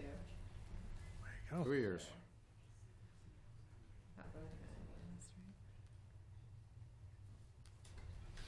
right? All right, just let me recap.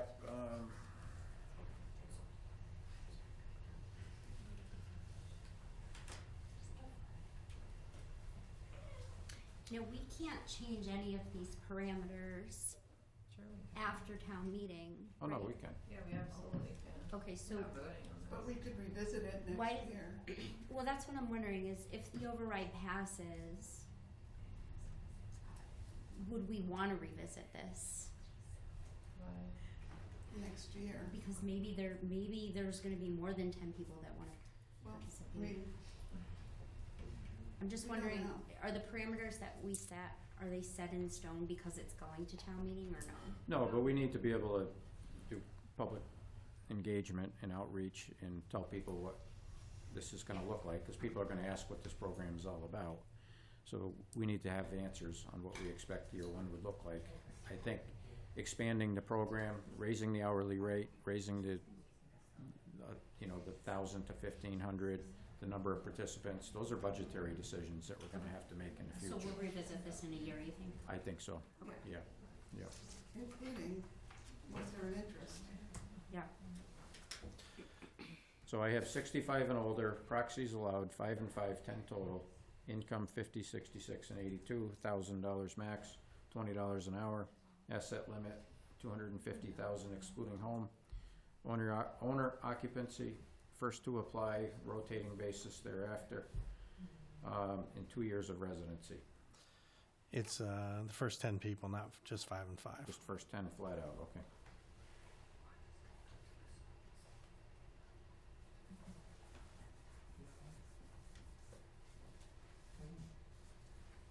The only thing, again, is, my concern is, we wanna give veterans the same,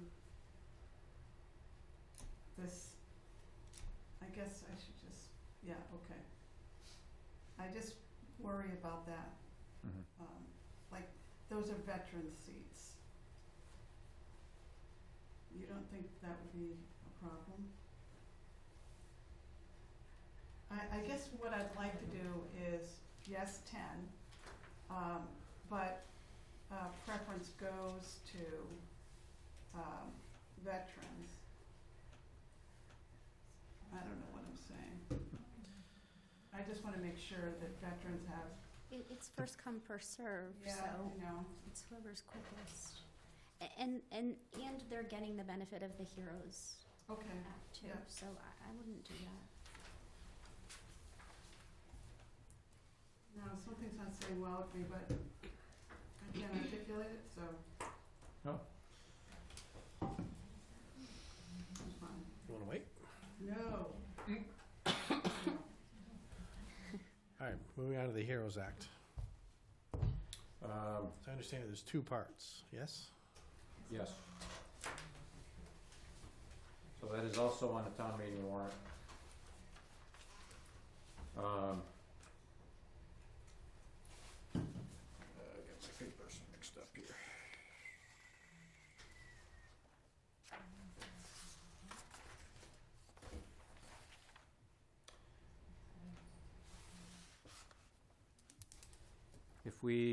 If town meeting approves clause 22I, that's indexing with the CPI, the liability to the town is $5,532 based on current participation in our veterans programs. If 22J is approved and an additional 20%, the liability to the town there is $21,890.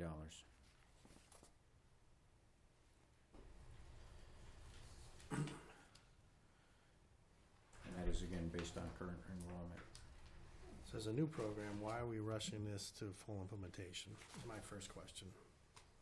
We don't have to implement both. Take this year to do one. Don't pit one program against another. No, I'm talking about the 2 programs under the HEROES. Oh, I see, okay.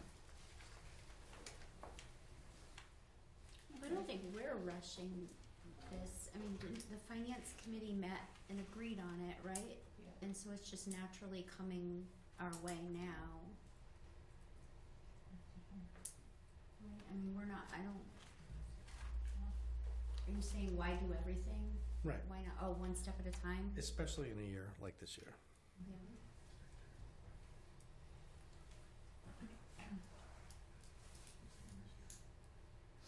So out of those two phases, which one is the most logical first step? Oh. Well, they're very independent programs because the HEROES Act addresses disabled veterans only. Where the Tax Workoff Program, you don't necessarily have to be disabled as a veteran. You just have to be a veteran as defined by Mass General Law, Chapter 4, Section 7, Clause 43. I'm sorry, maybe I'm confused. I thought there were two sections to the HEROES Act. Yeah, There I is. did, Oh, I made of the same those two. mistake. Okay. Yeah, Yeah, he's not yeah. pitting one program against the other, he's talking about the two programs within the heroes. Yeah. Let's see, well, I think, Actually, I can't comment totally, John Ritter, 80 Green Road, Vice Chair of Finance Committee. Charlie can probably answer this better, but there's two programs. One is a COLA, cost of living, which is designed, so once we voted the 100%, veterans' rights haven't been changed in 17 years. Let me first start off to have a conflict of interest here, so I do have it on file to talk about this also. But the idea is behind it all is so veterans get what the government passed. If Congress passed it, the governor passed it, and it has to be done by July 1st of every year by the local town. Congress should have implemented it, now it left it to all the towns to decide on this for veterans. We met with the veterans agent, we met with the previous veteran agent, and we talked about this. It was a slow phase in, we didn't jump to the 100% right away. We made an agreement to kind of start small with veterans at 20% and work our way up. It's for disabled veterans mainly, always for disabled veterans. This is to give back to the community and revenue also, so they can afford their medicine, their healthcare, they could possibly get money back into buying something that they need for the town, like pizza, going out to eat or something. Veterans don't get paid a lot of money, it's a set thing. They're living on fixed incomes, so this would help them in that sense. And this would again help if we're gonna pass this override. This will entice veterans to help pass the override. Without this, I mean, we're talking peanuts if that makes sense. I think the most they get is $1,000 is a 100% disabled veteran gets. I think it's $250 more now if I, what are those numbers? I think it's like $250, right? This would be like, around $250. Anyways, at the same time, a lot of the veterans' money comes back to the town as free cash also, so we have to understand that. So the veterans are giving their money back into the town in free cash. This is stuff that we should be giving back to veterans at the same time. They served their country. A lot of them are disabled from a war of some sort. We owe it to them.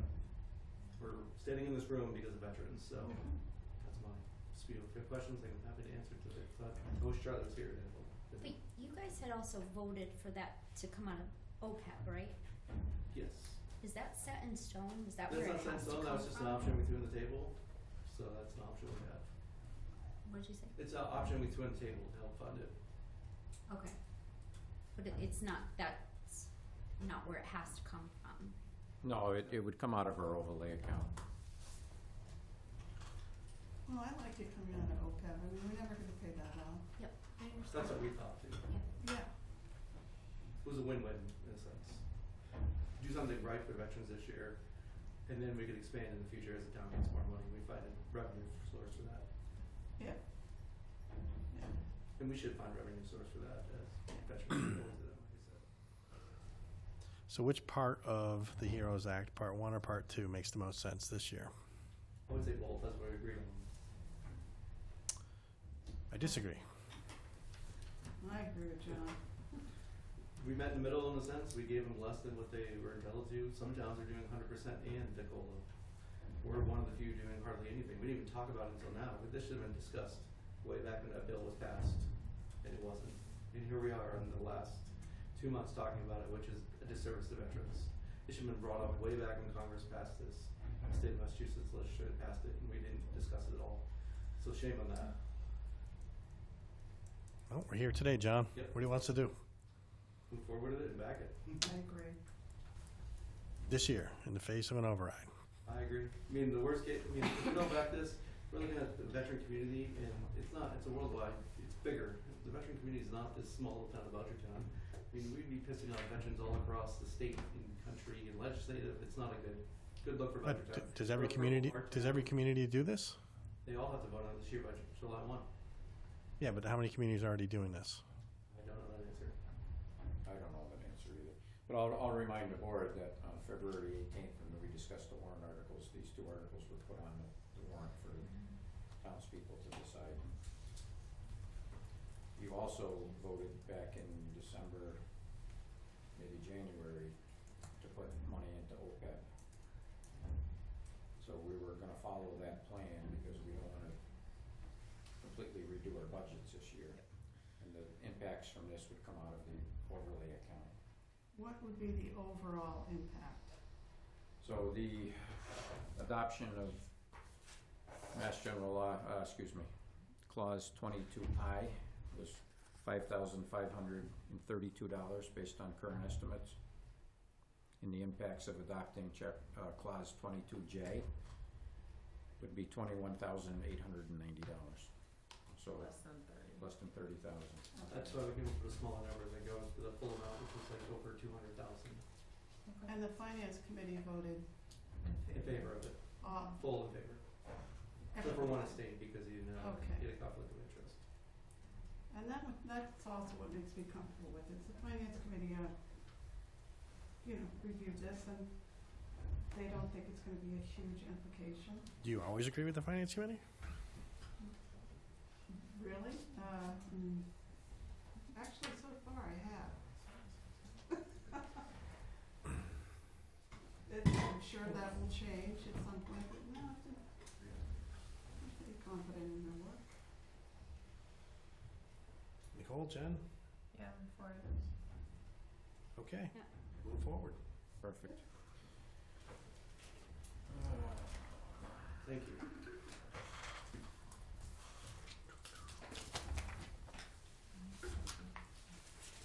Five G, continued discussion, FY '26 budget and override. I think to start off, right, so we've gotta get some sort of final number to the town clerk's office by Monday for any sort of override. We took a vote on a number last week, I think, and then we held a listening session. I wanted to talk about it tonight, just to get people's thoughts to see what direction should we go. Should we carry on with the same direction? But it's on the docket for tonight for discussion to see how people think. So it's open for discussion. Who wants to start?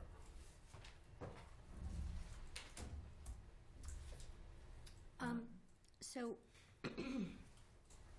one thing I want to talk about is fire deputy chief, police lieutenant adjustment, and second police lieutenant. I felt this way at the last meeting. I just feel like right now is not the time to be talking about these three expenses, and so I would like to see them removed from the number. So which one's the two? 110 for fire deputy chief, 110 for second police lieutenant, and 7 for police lieutenant adjustment. And then keep whatever else we said. Well, I'm on the fence on assistant town manager. My thing with assistant town manager, and I understand how, we've gotten a lot of feedback this week from the public about that position, but what I envision for that position is that role would be primarily financial and would be tasked with combing through these budgets, town and school side, and finding wherever streamlining can take place. If that's happening, I'm okay with it. If that's not the goal of the position, then I don't think it's necessary at this time.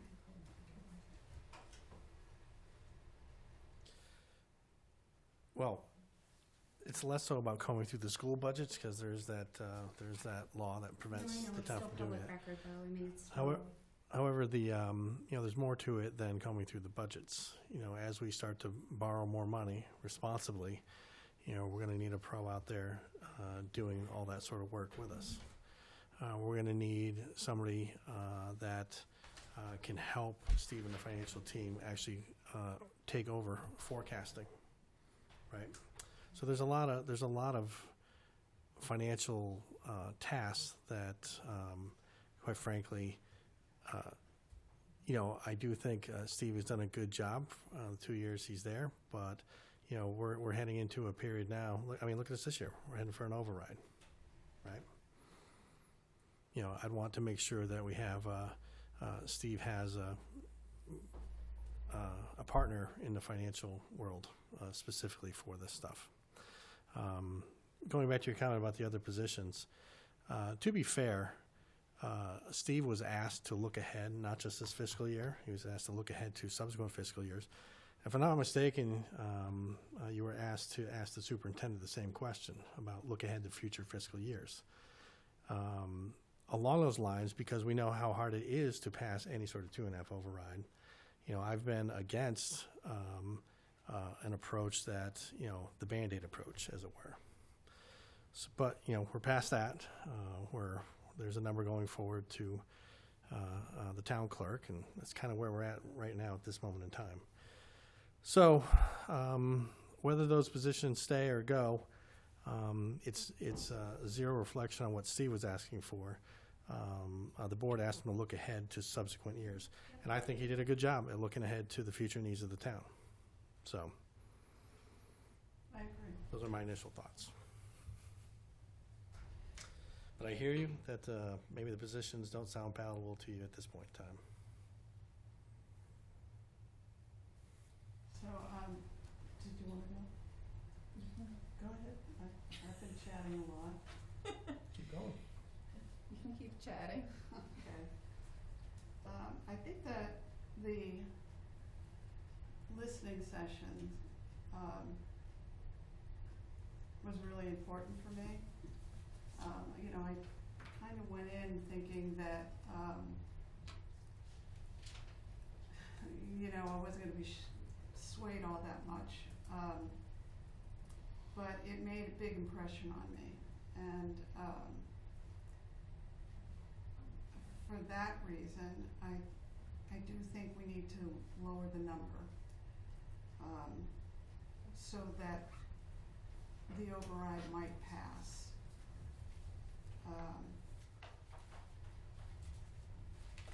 And, honestly, I'd love to hear Steve's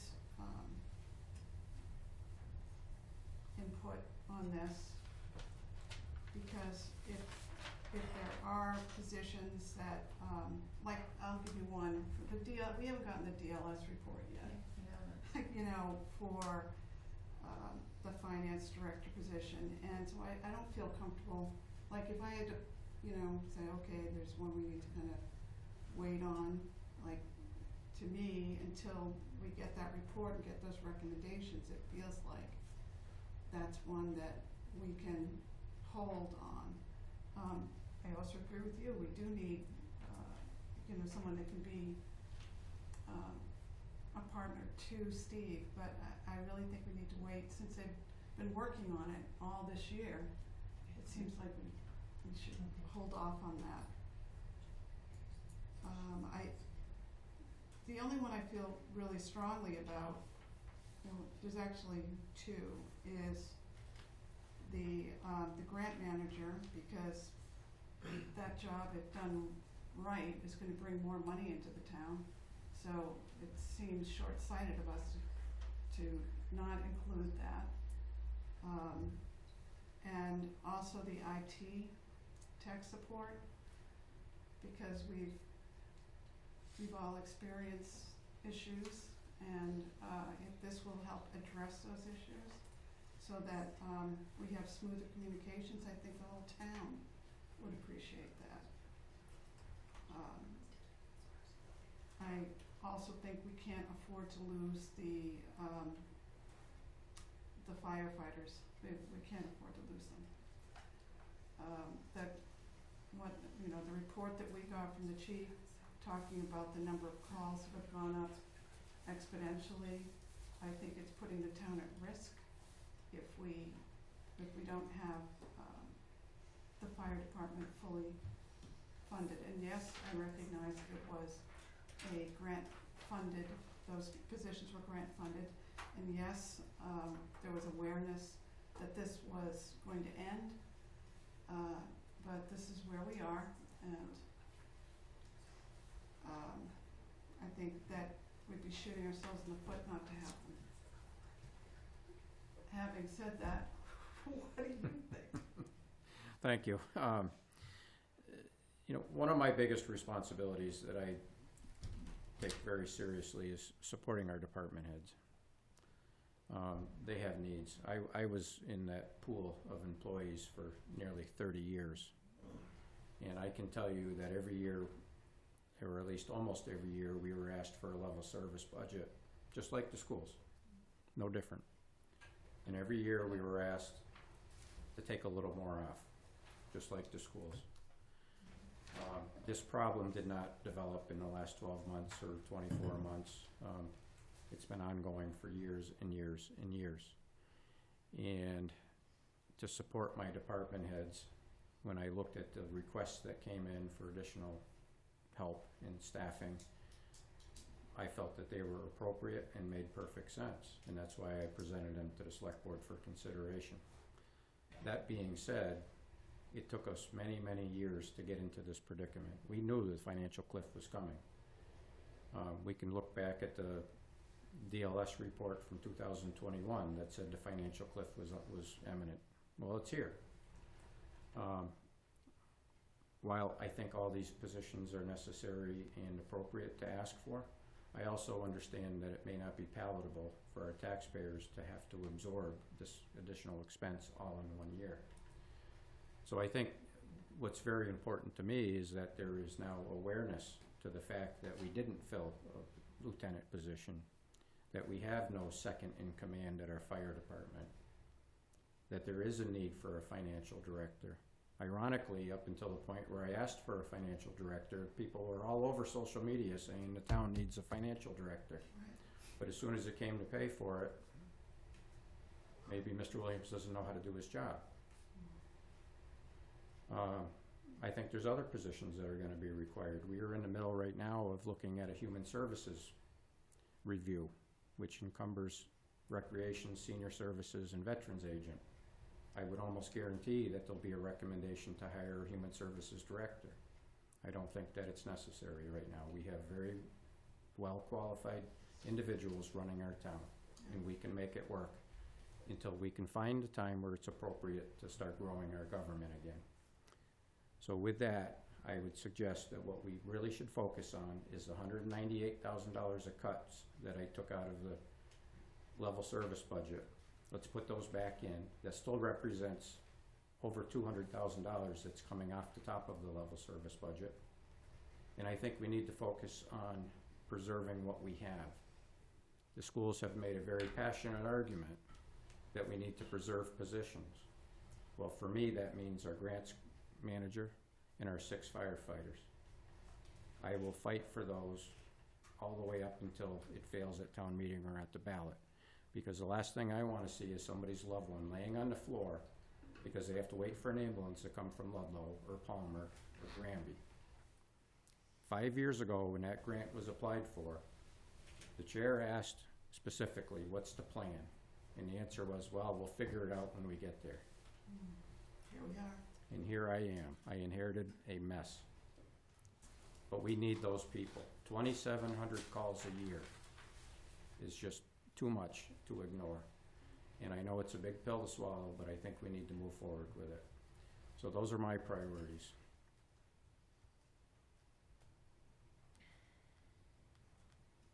Steve, this is completely out of the conversation, but I just want to say that I think you've done an amazing job in the past 2 years and our welcome change in administration. You have looked at the deficit, straight on, and you've done it with skill and aplomb. I just want wanna thank you for that. You've been a true leader. That's why I'm here. Hi. So, I want to echo that the town definitely has needs that the town doesn't talk about. When I started on the board, we didn't have HR. We didn't have an economic development person who was solely dedicated to economic development, grant management, and communications. We have been subsidizing town operations with grants. The future of grant funding is very precarious at the moment. We know the libraries just lost a huge grant. That was a federal funded program. Personally, I left last Monday and I felt pretty good about the number because I know that the town has needs. And then when I looked at the difference between the different impacts to taxpayers, the difference was not great. It was pretty small. The difference between 2.9 and 3.3 is 22 cents per thousand. That felt okay to me personally and to other people that I knew. But I think it's a marketing thing, so I've heard that the Invest in Yes group is feeling like this could help get it over the line, and I think it's important to get it over the line. So if we want to revise it down using Steve's rationale, that would bring it down to 2.829, 400. Well, I'm also thinking, what if we reduce capital needs by 100,000? So that I'm a little bit nervous It about. doesn't make sense. We're so far in the hole. It's just, I mean, We are approximately 14 years away from funding that stuff in today's dollars. By then, it's going to be more. I'm just trying to get the number down a little bit. Yep. And look, this override came a year earlier than I'm happy with, but it's here, and I'm trying to get the number down to something that's going to be more palatable for taxpayers. We're still going to be able to do a lot, right? If we did cut it by 100,000. Well, it would certainly help. 500,000 addition to the 420 that we already have. Yeah. That the towns and the schools both participate in. It's vetted by the Capital Improvement Committee. There's no politics in there. It's literally about fixing the buildings, which we're so far behind on. So if we did put 500,000 in, we would complete the year one recommendations with that money. So it about doubles what it's more than twice. I do need to back up though, not just because he's sitting in the room, but everybody has seen all the technical difficulties that we've been having. Yes. So I do agree with you that if we were going to try to add something, it would be adding some time to the IT department, which would be a smaller ask. Yeah. In that Put regard. that back in. I mean, it's not even 100,000 if we add the grant manager and IT support, and then also the 437 for the firefighters. So I guess the question I would have on the 500,000, I would like to defer to Brian. Would you, the capital budget is going to be managed by the Capital Improvement Planning Committee, and it benefits the schools as well as the town. What are your opinion on that capital money? Reducing it? Or maintaining it? If we went down 100,000. I'm fine with it coming down 100,000, but I guess I would ask Heidi and Ruby. Well, I haven't seen what's on that year one list. I don't know if anyone else has. We're pretty far in the hole. Well, I recognize that, but if the question is, are we funding the full year one list, I'd like to know what that encompasses. I've not seen that. Oh, I can tell you what, for the school, I can tell you what it is right now. Okay. I mean, but it hasn't been shared with us prior, is just the point. But you, please share, thank you. Go ahead. It's $150,000 for Chestnut Hill door locks, $38,000 for JBMS phone system, $75,000 for Chestnut Hill. Is that the pool heat pump, Steve? Yeah. Pool heat pump. So those are the three with school. Although recognizing that the heat pump is probably school and town expense. Okay. Nothing else was school. What was the town? Yep. Town is $34,000 for Rec Freedom Center fire suppression pipe. $73,000 for EMS building renovations for IT. $50,000 for repointing the front entrance of Town Hall. And that's what got us to the 420 that we came to last week. Because you shaped some stuff off and got us from 500 down to 420 last Right. week, correct? Yeah. Okay. Yeah. Because the number 6, he got it down to 73.9. Right. Yep. So now you're proposing going from 420 to 400? No, to 920. Oh. I mean, my personal opinion is that anything that's going to help us get this passed, like if it doesn't pass, then nobody gets anything. That's kind of how I'm thinking.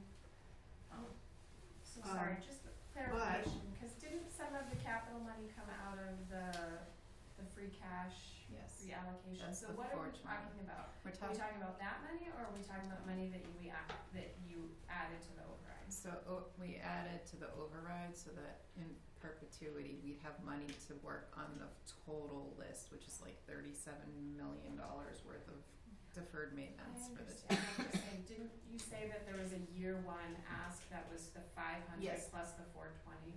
It was originally 1.1, the full 11 items on the list, yes.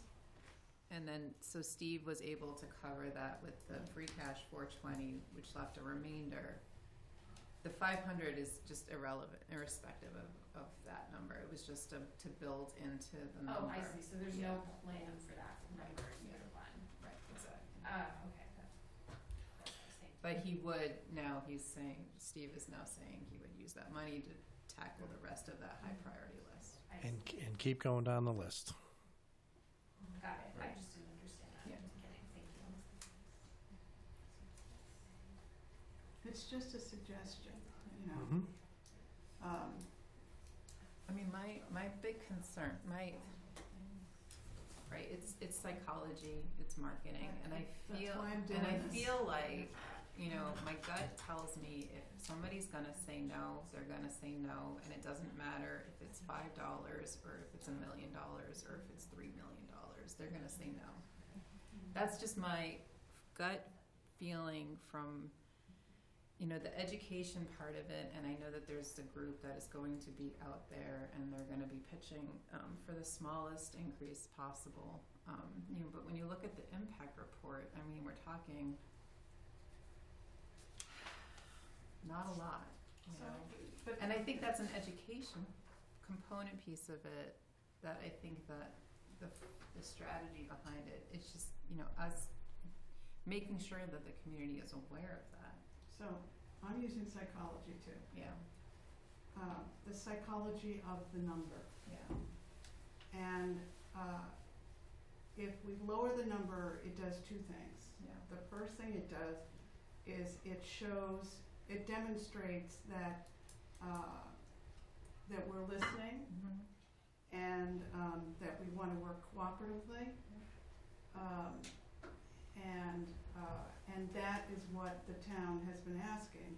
You know, they want to see the leaders, all of us working together in partnership. So it does that. The second thing it does is if we can get below 3 million, Yeah, which we do. which we can, Yeah. but if we even go a little lower than that, like I'd love to see the number be 2.7. I don't know that we're going to get there, so maybe 2.8, which is interesting because that's the number we originally came out with. But I think that shows some real compromise, and you know, it shows real leadership that the town manager, has been able to look at this and see that, you know, we can sharpen our pencils just like the school committee did. So I think it just shows a level of compromise. I think that the psychology behind that and the number reduction, even if it doesn't show demonstrably that it's gonna change that much in the tax rate, is good. So 2.7 on I the, don't know that we're gonna get on the there. average. According to the impact report, it saves about $100 a year. It's $1.13 per thousand for 2.7. So that's another, that's $100. So what is that, 2.876, is that what's on the table? 2.87, I'll tell you how much it is. Can I ask a question? You said school committee sharpened their pencil. Are you talking about the 2.1 to the 1.6? Yes. Okay, so that was 3 students who voluntarily left the school district, right? Okay, you gave up Tagil. What else was in there? Tell me about the school bus again. The school bus. Yeah. That we reassigned 2 staff members because we got a retirement. Those 3 students are $100,000 apiece. Okay, that's not sharpening of a pencil, that's luck. Well, I do agree with you, Nicole, I'm gonna say that. It is luck about those 300,000, but I think to Ed's point, Steve did ask us about the future, and we felt like we're in a different situation. We're trying to save positions, the 30 positions. There's a lot of things we could put in there that we haven't had, that we had 10, 15 years ago. But we didn't think it was. But once again, I think my door's always open, Nicole. You keep saying for people to evaluate the school budget, and it was luck. You're absolutely right, it was luck.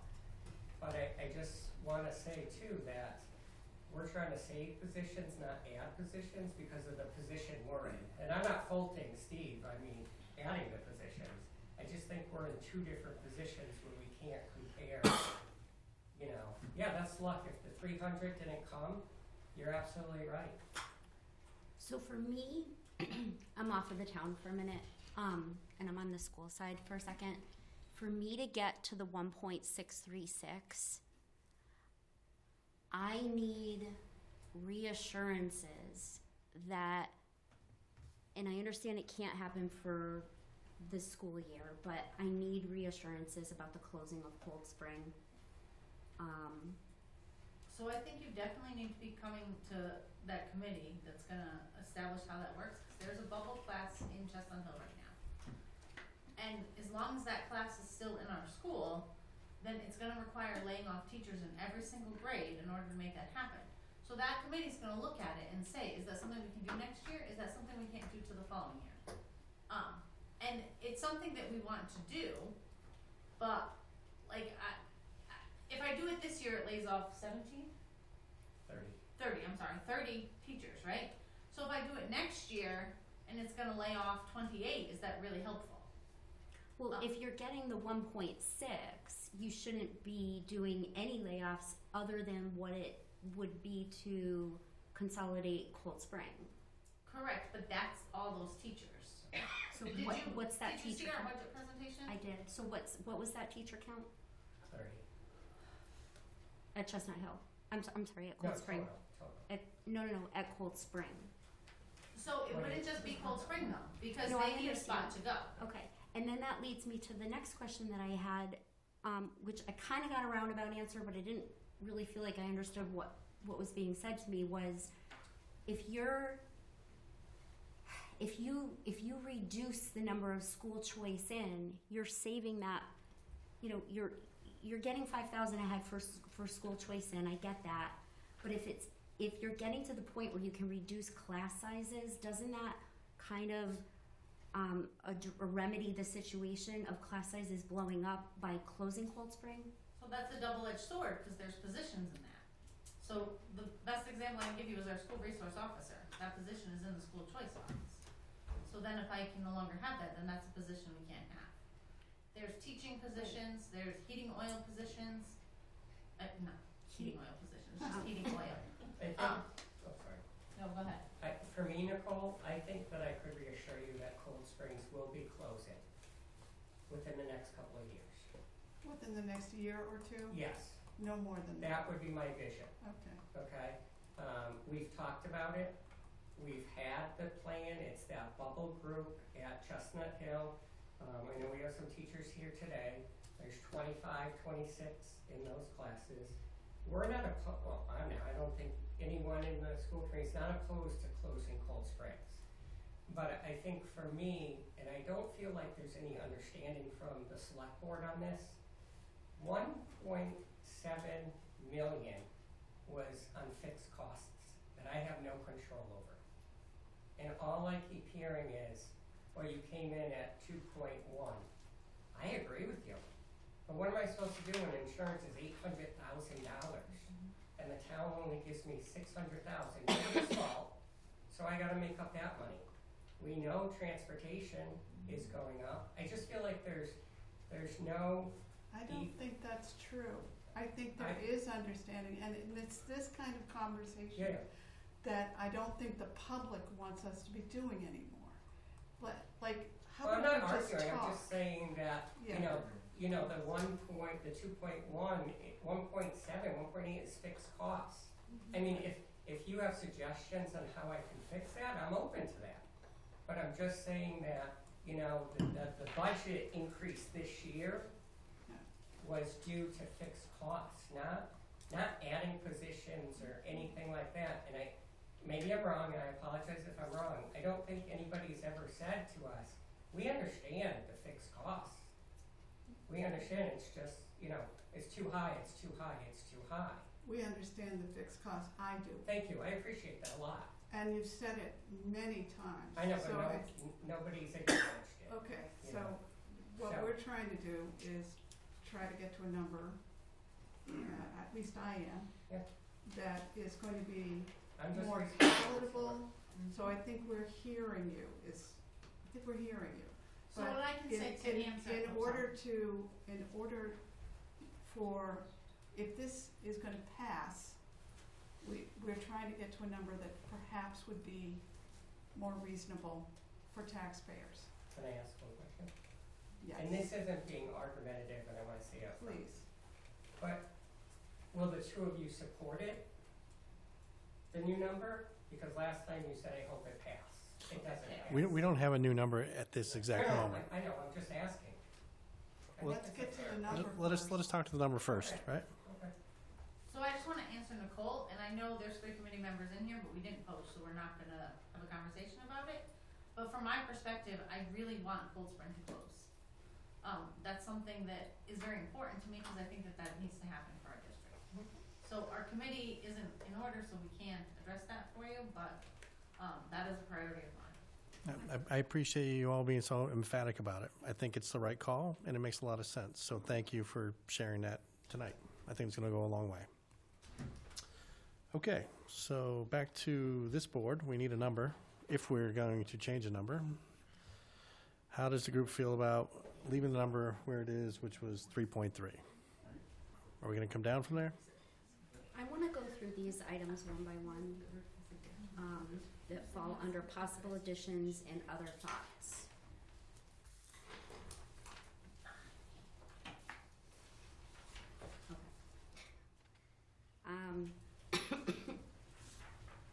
So actually, I'll just go off of my spreadsheet instead of this one. So I think reinstatements, we're clear that 198 stays. Yes? 198,244. Yep.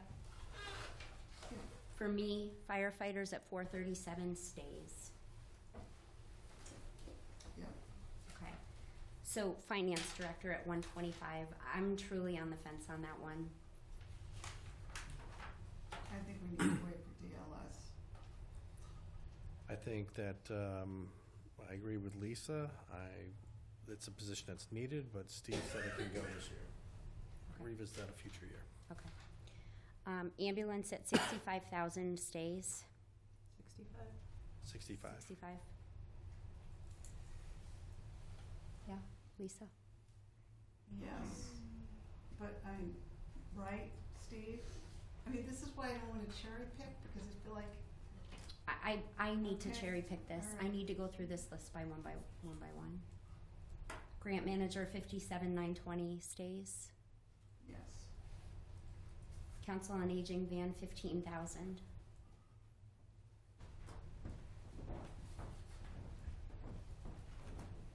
Steve, what are your thoughts on that one? Well, if I remember correctly, their van is a 2011. I know they're also doing a lot of fundraising to put towards that expense. Okay. It's a smaller expense, it's something that we could fit into the budget easier. So I was focusing more on the big ticket items that are gonna be difficult to Okay. to work on, so So we'll take that one off. I would take that one off. These are some of the smaller ones. IT training, 5,000, Lakes, 5,000, ATM clickers, 3,000. Are we looking to keep these in just because they're small, We took them out last time. or we're taking them out? Well, I mean, we took all of Well, that no, I put out. everything back in just to start fresh. So are we taking those out? Yeah. I wanna hear Steve's recommendation, and he's I'm okay with taking them out. Including the clickers, I mean, we have to start building inventory. It's a small item, it's something that next That's fine. year would All right. available, our net available revenue, we could add a few thousand. Okay. So IT training, Lakes, and clickers are out. Sure. Conservation planning consultant out. Family center, Yes. HR training, $1,000, law account, 15,000. Yes, I think we can leave it out. Okay. All right, so then IT tech for 47,000. I think we need to leave that in.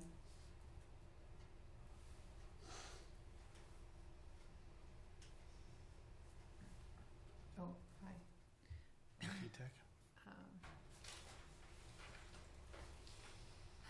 Are we doing an analysis on IT anytime soon? Is that part of any of our? Not before May 31st, no. Not No, at the I mean, moment, I know that, but I'm just saying, we have the HR, Human Services review, we had the financial review, but IT was not included in any of these Not yet, no. pieces. So it's unclear to me about whether or not we need it or not. I guess I will just say that out loud. I'm sorry. I mean, I know you feel that I get it, but. I mean, in speaking with the school department, and I know Brian's here, so he can correct me if I'm wrong, but it just seems like the two IT departments have such separate responsibilities and work environments that combining them, because they've been separate for so long, it's not something that's gonna be easy to do or yield savings. Which superintendent put them back together? I mean, pulled them apart, excuse me. Dr. Gould Dr. Gould. So how long ago was that? was 2011. So 14 years. I don't think it's been that long. That's my own personal opinion. So I guess the question is, even if we study it, we have a need now that I think is very obvious, that we don't have enough staffing to cover what we need to cover with IT. So, Well, I think we need to keep it in, especially if this person brought in specialized skills that the town needs that maybe we don't already have. I think it's an already existing position. It's an increase in hours. Yeah, we have a part-time position now. It's not a new person. It's Oh, I see. an increase in hours.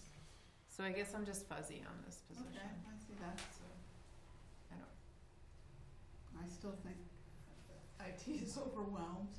Mhm. And they are, and there's been calls for more support from IT.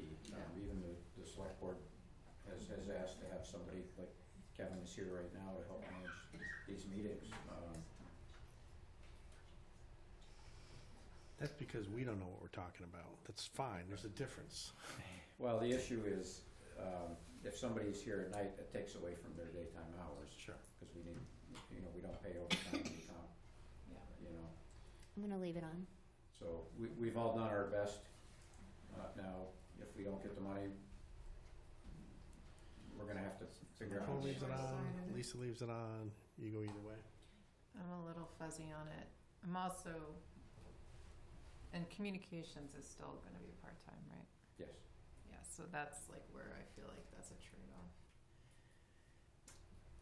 Okay, that's a good point. Because I feel like communications should be full-time, but we rely too much on our volunteers. But, I also wanna get the number lower, so I'm a little, Yeah, and it I'm a kinda little goes bit- back to what I said earlier, that we're not gonna correct all this in one shot. Yeah. These are things that should have been yes, put into the budget 10 years ago, 9 years ago, 8 years ago. facts, I see the appeal of saying, let's fix everything. yes, I wish I could, cause that sure would make things easy for me.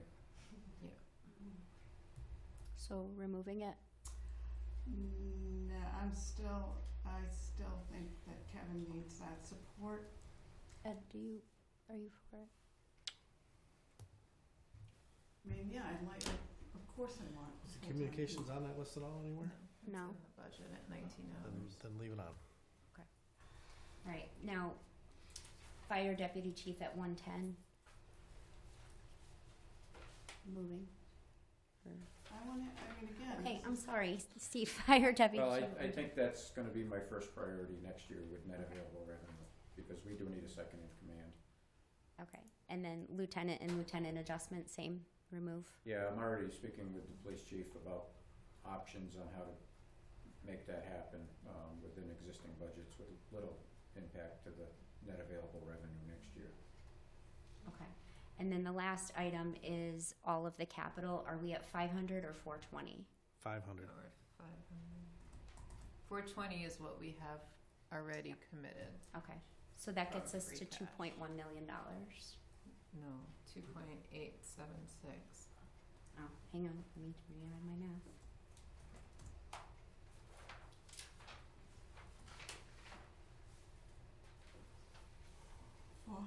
Oh wait, did we leave the ambulance lease in or? Oh, the ambulance lease should stay in there. Oh, yeah, Yeah, no, it's definitely. staying in. Didn't we say that already? No, not on Yeah, the no, coast. that should stay. So now we're at 2.9. 2.941, sorry. Another reason to lower the capital by 100,000. How's that a reason? I'd like to see it under.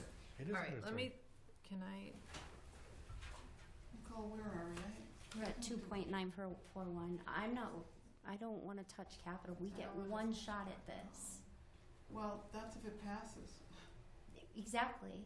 I mean, that's our first year capital, and we get one shot. If it passes, we're relying on whatever we get from free cash in future years. If it doesn't pass, you get nothing. That's what I'm saying. Yeah, no, I understand that. I guess,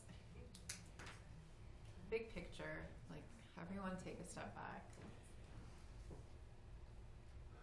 This either passes, we can't go again next year, and next year's gonna be worse. We need some sort of a cushion here. Right. Something. We can't go bare bones. If we go bare bones and it passes, that's great, but then we're back here next year. Like, No, we can't be back here next We year. cannot The- be the back here next taxpayers year. are not gonna tolerate it. They're not gonna tolerate it. So we have this history of not passing this stuff. We have really, at this point, one shot. I feel like you've changed your, because, like, look, you have, because I feel like the last time we talked about this, nobody wants to pump this number up, and whoever's made that accusation is dead wrong. That's so true. But no one wants to pump this number up, but I do want to say that we get one chance to go for this. And if it passes and we left things off, I mean, that's it. Well, And the school capital left is things off. I mean, in school, and capital is so expensive, is so important.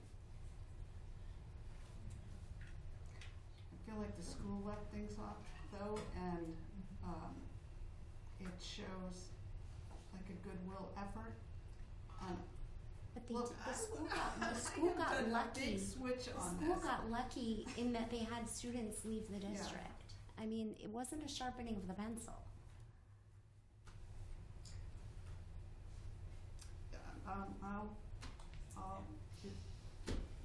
Nicole, at the same time, if kids come in, then we're stuck with that. Like, that's how it goes. There's been years that the town got lucky because people announced retirement. Yeah, I'm not trying to attack anybody for getting lucky. I'm just trying to make the point that, you know, we're sitting here shaving stuff off, but we're honoring the 1.6 that you're looking for. That's it. I'm just saying it's not like you sat down and you sharpened your pencil. Because the 1.6 is with nothing new. Right. You guys are considering a list of new things. I'm just making a point of clarification. That's all. what are the new things that you're Isn't it the talking list about? that you're going through is all new stuff that wasn't in the original budget? I mean, clarify if that's not the case. That was my understanding. I think the ambulance lease, And the it's just IT the ambulance. position, and the $500,000 would be considered new items. Yeah, The others, whether they're grant I funded know, or but taxation. I don't think the schools are, excuse but- me, I don't think the schools would, be in agreement that we should just drop the firefighters. I'm not Yeah. saying that. I'm just saying, Okay, I just because wanted I to think compare that's a apples to lousy apples, that message our to send out. 1.6 was what we were Right. cutting. But I That was think to it's a restore lousy level message service. to send out that we are, No, that wasn't, Actually- I was just trying to If you don't- clarify if you the don't- apples to apples Thank you. comparison. Actually, this would be a good opportunity. Brian, Heidi, any final thoughts before we actually get back to our work? Any final thoughts on what we're talking about tonight? I think that would be like me saying I'm gonna put another assistant principal at the high school because it was there 3 years ago. Just doesn't mean it was there, but it's so new we should for get me. rid of the firefighters? No, no, no, no, no, no, no.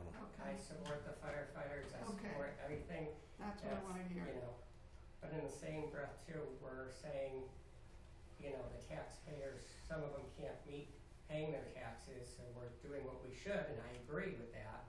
But I think you also have to think of the people that $20 a month could be a lot for people, you know? So I mean, can we talk about what this impact is, right? Like, Sure. right, so at the bare bones, which is only the level service for the town and for, Which number?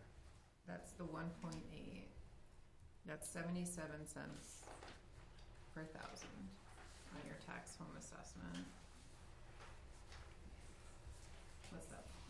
So if the average is 420, On a $400,000 home, that's gonna be like an average of $300 a year extra on bare bones.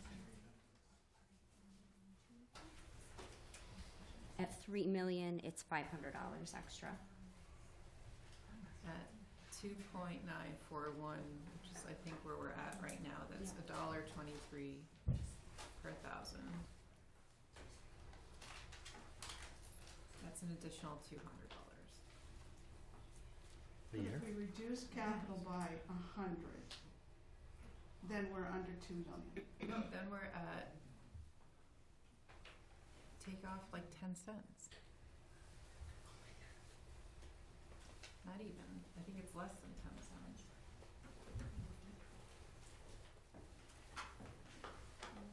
If we're at 2.8, that's $1.21, it's 2 cent difference.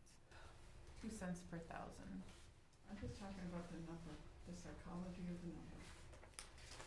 They're all under 3. I mean, Okay. they're all like, the difference. I get that, I totally get that. It's Look, I'm it's not a gonna marketing it's a I know. marketing problem, right? Like Right. I mean,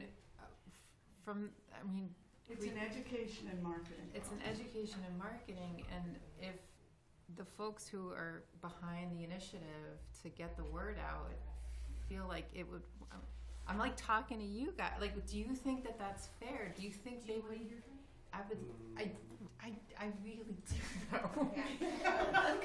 This is me and my personal opinion. I would support keeping capital funds at 500,000 because we need to fix our buildings. I agree with you guys 100% on this, and I don't think 100,000 is Gonna like do we're it. saying it's 10 So cents. small. But if you could spread the word about what you're gonna use it for and how it's gonna help.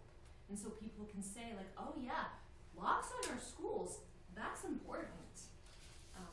That's my That's fine. The capital list is out there, and I fully expect the And it's been out the invest people are going to be all over that list there. In support. in support. Is that the number? So I think it's 2,941,400. 2,941,000 what? 400. So that is the level service for the town requests and the school requests. And that keeps the grant funded firefighters. No, that's IT. the level service. So that's, yeah. Well, no, this is in So addition let me to just the walk level. you through the number again. So Yeah. it's the level service, that's the 1.6 Right. plus the One- 198 plus the 437 for the firefighters, the IT position at 47, the ambulance lease at 65, and the grant manager at 57 plus 500 for capital. Okay. That's $2,941,400. So the number's under 3 million. By your estimate, $1.23. $1.23. It's not official. It's just an estimate. Okay. Nicole? Okay. Okay. Well, that was faster than I thought. Thank God. 2,947,400, Steve. Okay, so the only issue that we have with this, there's always an issue, but it's solvable. We previously voted on a number, and we directed the town clerk to prepare a ballot. Sorry. Terry, can you change it? We're going to need to rescind that and reissue the notice. Sure. So we have to have notice to her no later than midnight on Monday, the 14th, which is not practical, to meet on the 14th and have all this come together. So I am proposing that we have a meeting this week. The soonest I can have it would be Thursday evening, due to the 48-hour posting requirements.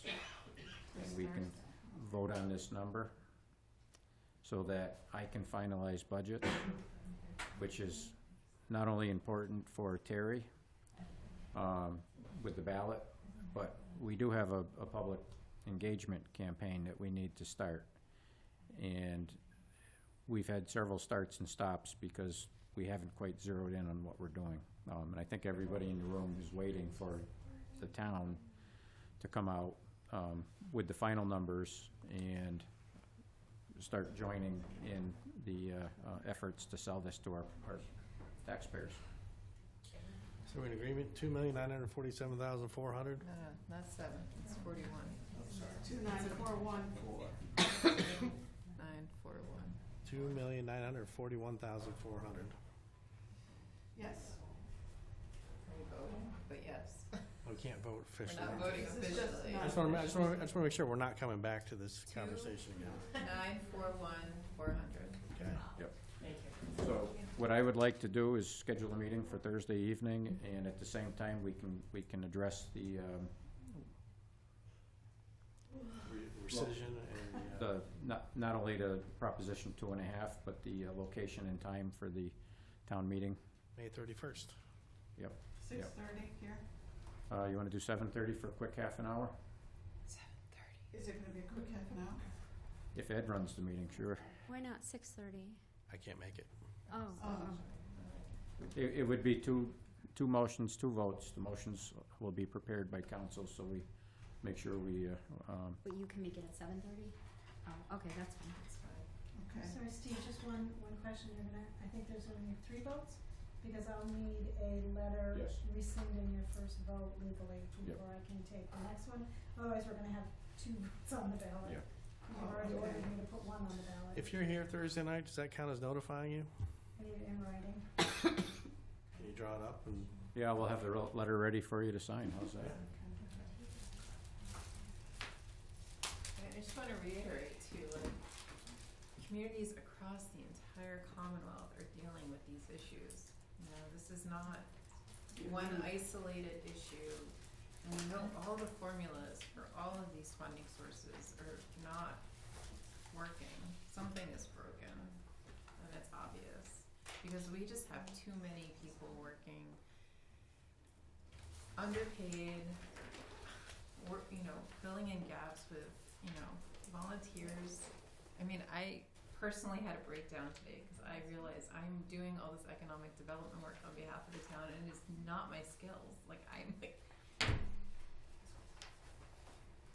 It's hard. It's a lot of time. I mean, the don't think anybody communications realizes committee, how much the work time that it's they're gonna doing and that group, that's a full-time job that we just cannot afford. Plus, this doesn't address the communications director, which I'm No, it doesn't. totally agreement on. Nicole, any final thoughts? None. I think I'll add that the listening session was, I thought it was very helpful. A lot of comments over a period of time. And there's one in particular that stuck out to me. I forget which resident said it, but she was like, you don't need a perfect number. This is not a perfect number, but I think it gets us closer to our collective goals than not. So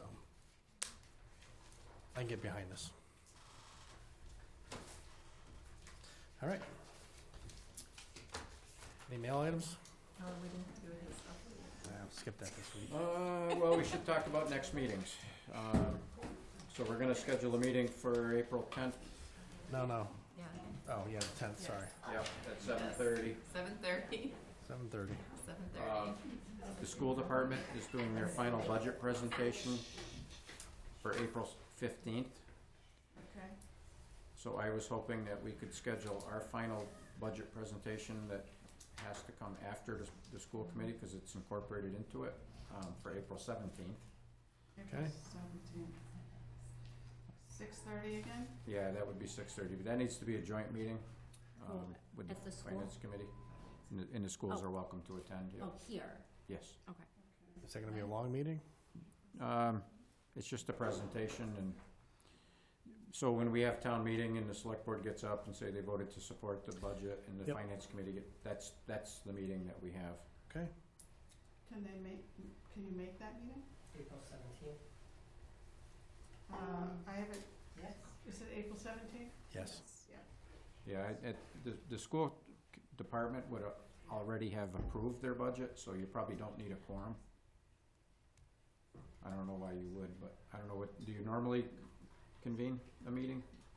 At the- So on our budget hearing meeting on the 15th, Yeah, that's when we vote ours, and I don't think we normally come to yours. right. Not So normally. your budget gets incorporated into the overall town budget, and then I present that to the select board and finance committee with everything combined. Yeah, I think so. I think we give you a number. Yeah, This I year don't- we'll give you two numbers. Yeah, last year I don't think you had a meeting, you didn't have a quorum, you just showed up and listened. Okay, I Yeah. can't go to that, it's Monday, Thursday. Yep. So, I'm not gonna be here, do we have to have everybody here? Thursday the 17th. April 17th is Monday, Thursday, That's fine. I'm not going to be here on the 22nd. on the 27th, 22nd. 22nd.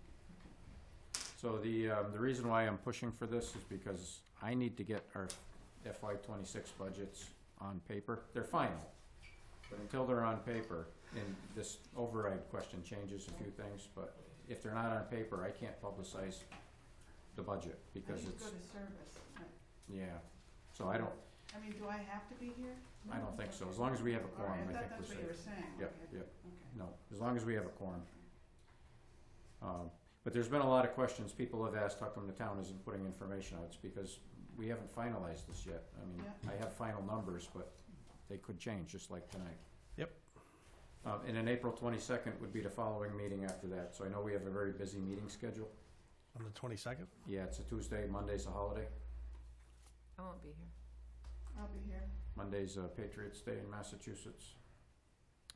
So we have a resident coming in on the 22nd to discuss concerns with North Main Street. The Department of Public Works will be here to talk about transfer station fees and regulation changes. And then we have a right of first refusal for Cold Spring Road and any other business that comes up in the meantime. That's on April 22nd. Yes, so. And then after that, it'll be back to a normal meeting schedule and What's normal? April 5th? April 5th, you mean May? May 5th. May May 5th. And there's a very good chance that if I have to miss a meeting, it will be May 5th. I have a grandson coming on May 3rd. Oh. If I'm not here, you know I why. hope you missed the meeting. That's great. Okay, very good. Any mail anybody wants to talk about? Any board reports anyone wants to talk about? Any questions from the press?